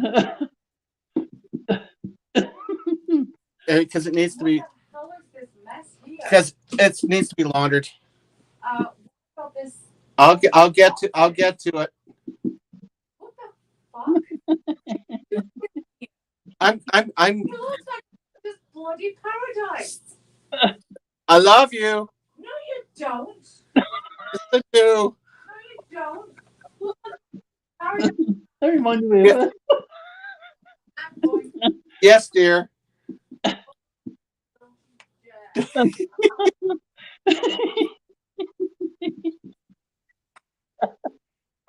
Oh, man. Oh. See what happens I when love she. you guys. I tell you, absolutely awesome. Oh, God. I'm sorry, Skip. Did I get you in trouble? No, you did. I got my own. I don't need you to get me in trouble. I get in trouble all by myself.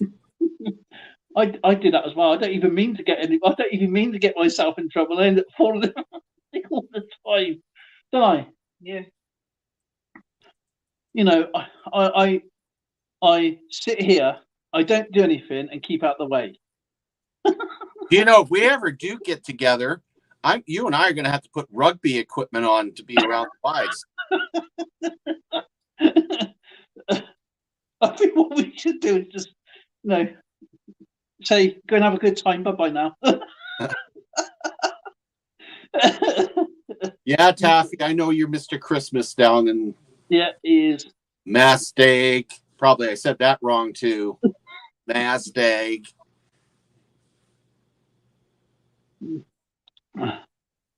Oh man, I'll never forget the day when George goes. JT's all innocent. What did George say? Oh, he said, "Oh, he hit me for $5." Bang! I know. I'll never forget that. No questions asked. Bang! You do it for free. Grief. You can take me off the big screen now. Oh I've yeah. been abused enough. We had to get it in the in widescreen. Okay, what just happened there? Welcome back. I don't know what's happening. What's happening? I know that was weird. That was odd. What I did was put you down to like little screen. We're gonna have to end the stream in a second, so It's getting kind of late over there, you Mr.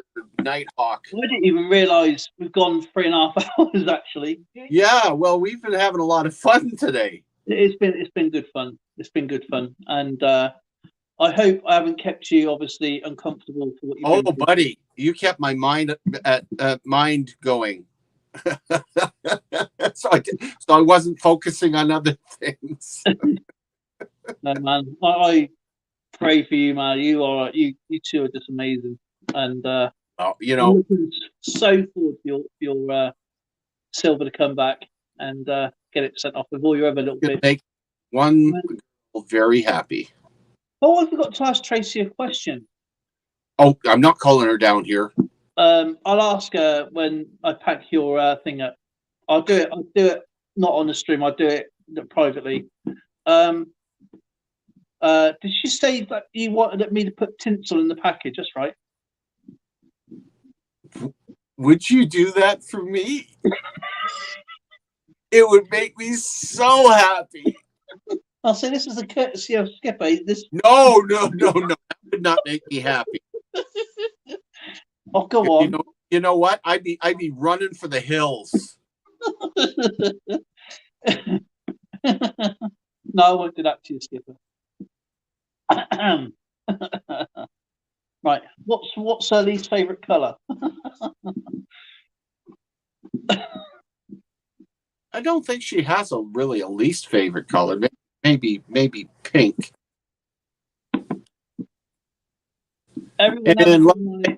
Treasure Hunter, thank you for coming out. Thank you so much, my friend. Appreciate you and everyone that's come in today. You have been amazing. Thank you. I hope you enjoyed the quiz. It was just a bit of fun. It was obviously even I got some wrong, to be honest. Which actually keeps me on my toes. Actually, I was quite impressed. I mean, the chat really got quite a few of them correct. Oh, I mean, it doesn't matter where you're from. The coins are fundamentally more or less the same weight and stuff. I mean, what really got me was the reeded edge on the I mean, I know people are really hardcore and they count every single coin with every single reeded edge, and they go through it like a fine-tooth comb. As you said, they do the eye between the dentatals or on the dentatals or the tiara, right, after, and they measure and measure. Which, if I was younger, I would have the time to do that. I wouldn't mind sitting there doing a few coins a night. But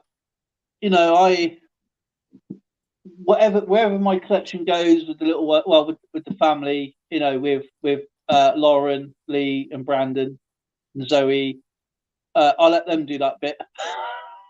I've done the hard bit. I've collected it. Now they can count it. Yippers, bud. Anyway, I'm going to sign off myself here. Okay, I'm going to end the stream. Thank you, everybody, for coming out tonight. We'll see you on Monday. Well, it should be over at Numismaniac stream. That'll be at 5 p.m. Mountain Standard Time, and that'll be on Monday evening, of course. So please meet us there for the first game of the month of Treasure Trove. And I'm going to do, I've still got Ran So Far Away's package here. I must do that for him, his mail core. I'll be doing the giveaways for the lower tier. I will be stopping the higher 2 tiers on my memberships, because I just want 1 tier, and then a couple of people are going to win, because things are getting quite expensive over here at the moment, as it is all around the world, as we all know. So I've got to cut back on something, and because with the taxes as well, even though it's dropped, you know, YouTube and Great Britain still wants their bit. So the 49, whatever it is, or whatever's on there, I can't remember what's on there, but I get now £15 something from that. So it's not really worth having the higher tier. Yeah. I'll do it. This is going to be the last month. I'm going to end it tomorrow, and the middle tier. So if anybody still wants to support me, I will be doing a package of all sorts of stuff. You're just going to get 1 package. It's going to be 2 winners, and I'm just going to do A and B like I'd always done, and then it goes up to those 2 winners. And it's easy to keep track of everybody as well. So I will see you all very soon. And Neil, thank you. Christopher Ty, thank you. Ogier Coins, congratulations. Don't forget to leave your email address in the chats. And please email Ogier Coins to get his address details, and then send off all your prizes that you need to do. A new game will start on Monday. And yeah, don't forget to hit the like button. Thank you, Neil. Appreciate you, sir. And whatever you're up to, have a safe day, have a safe weekend, and we'll see you all on Monday. Bye, everybody. Bye, everybody.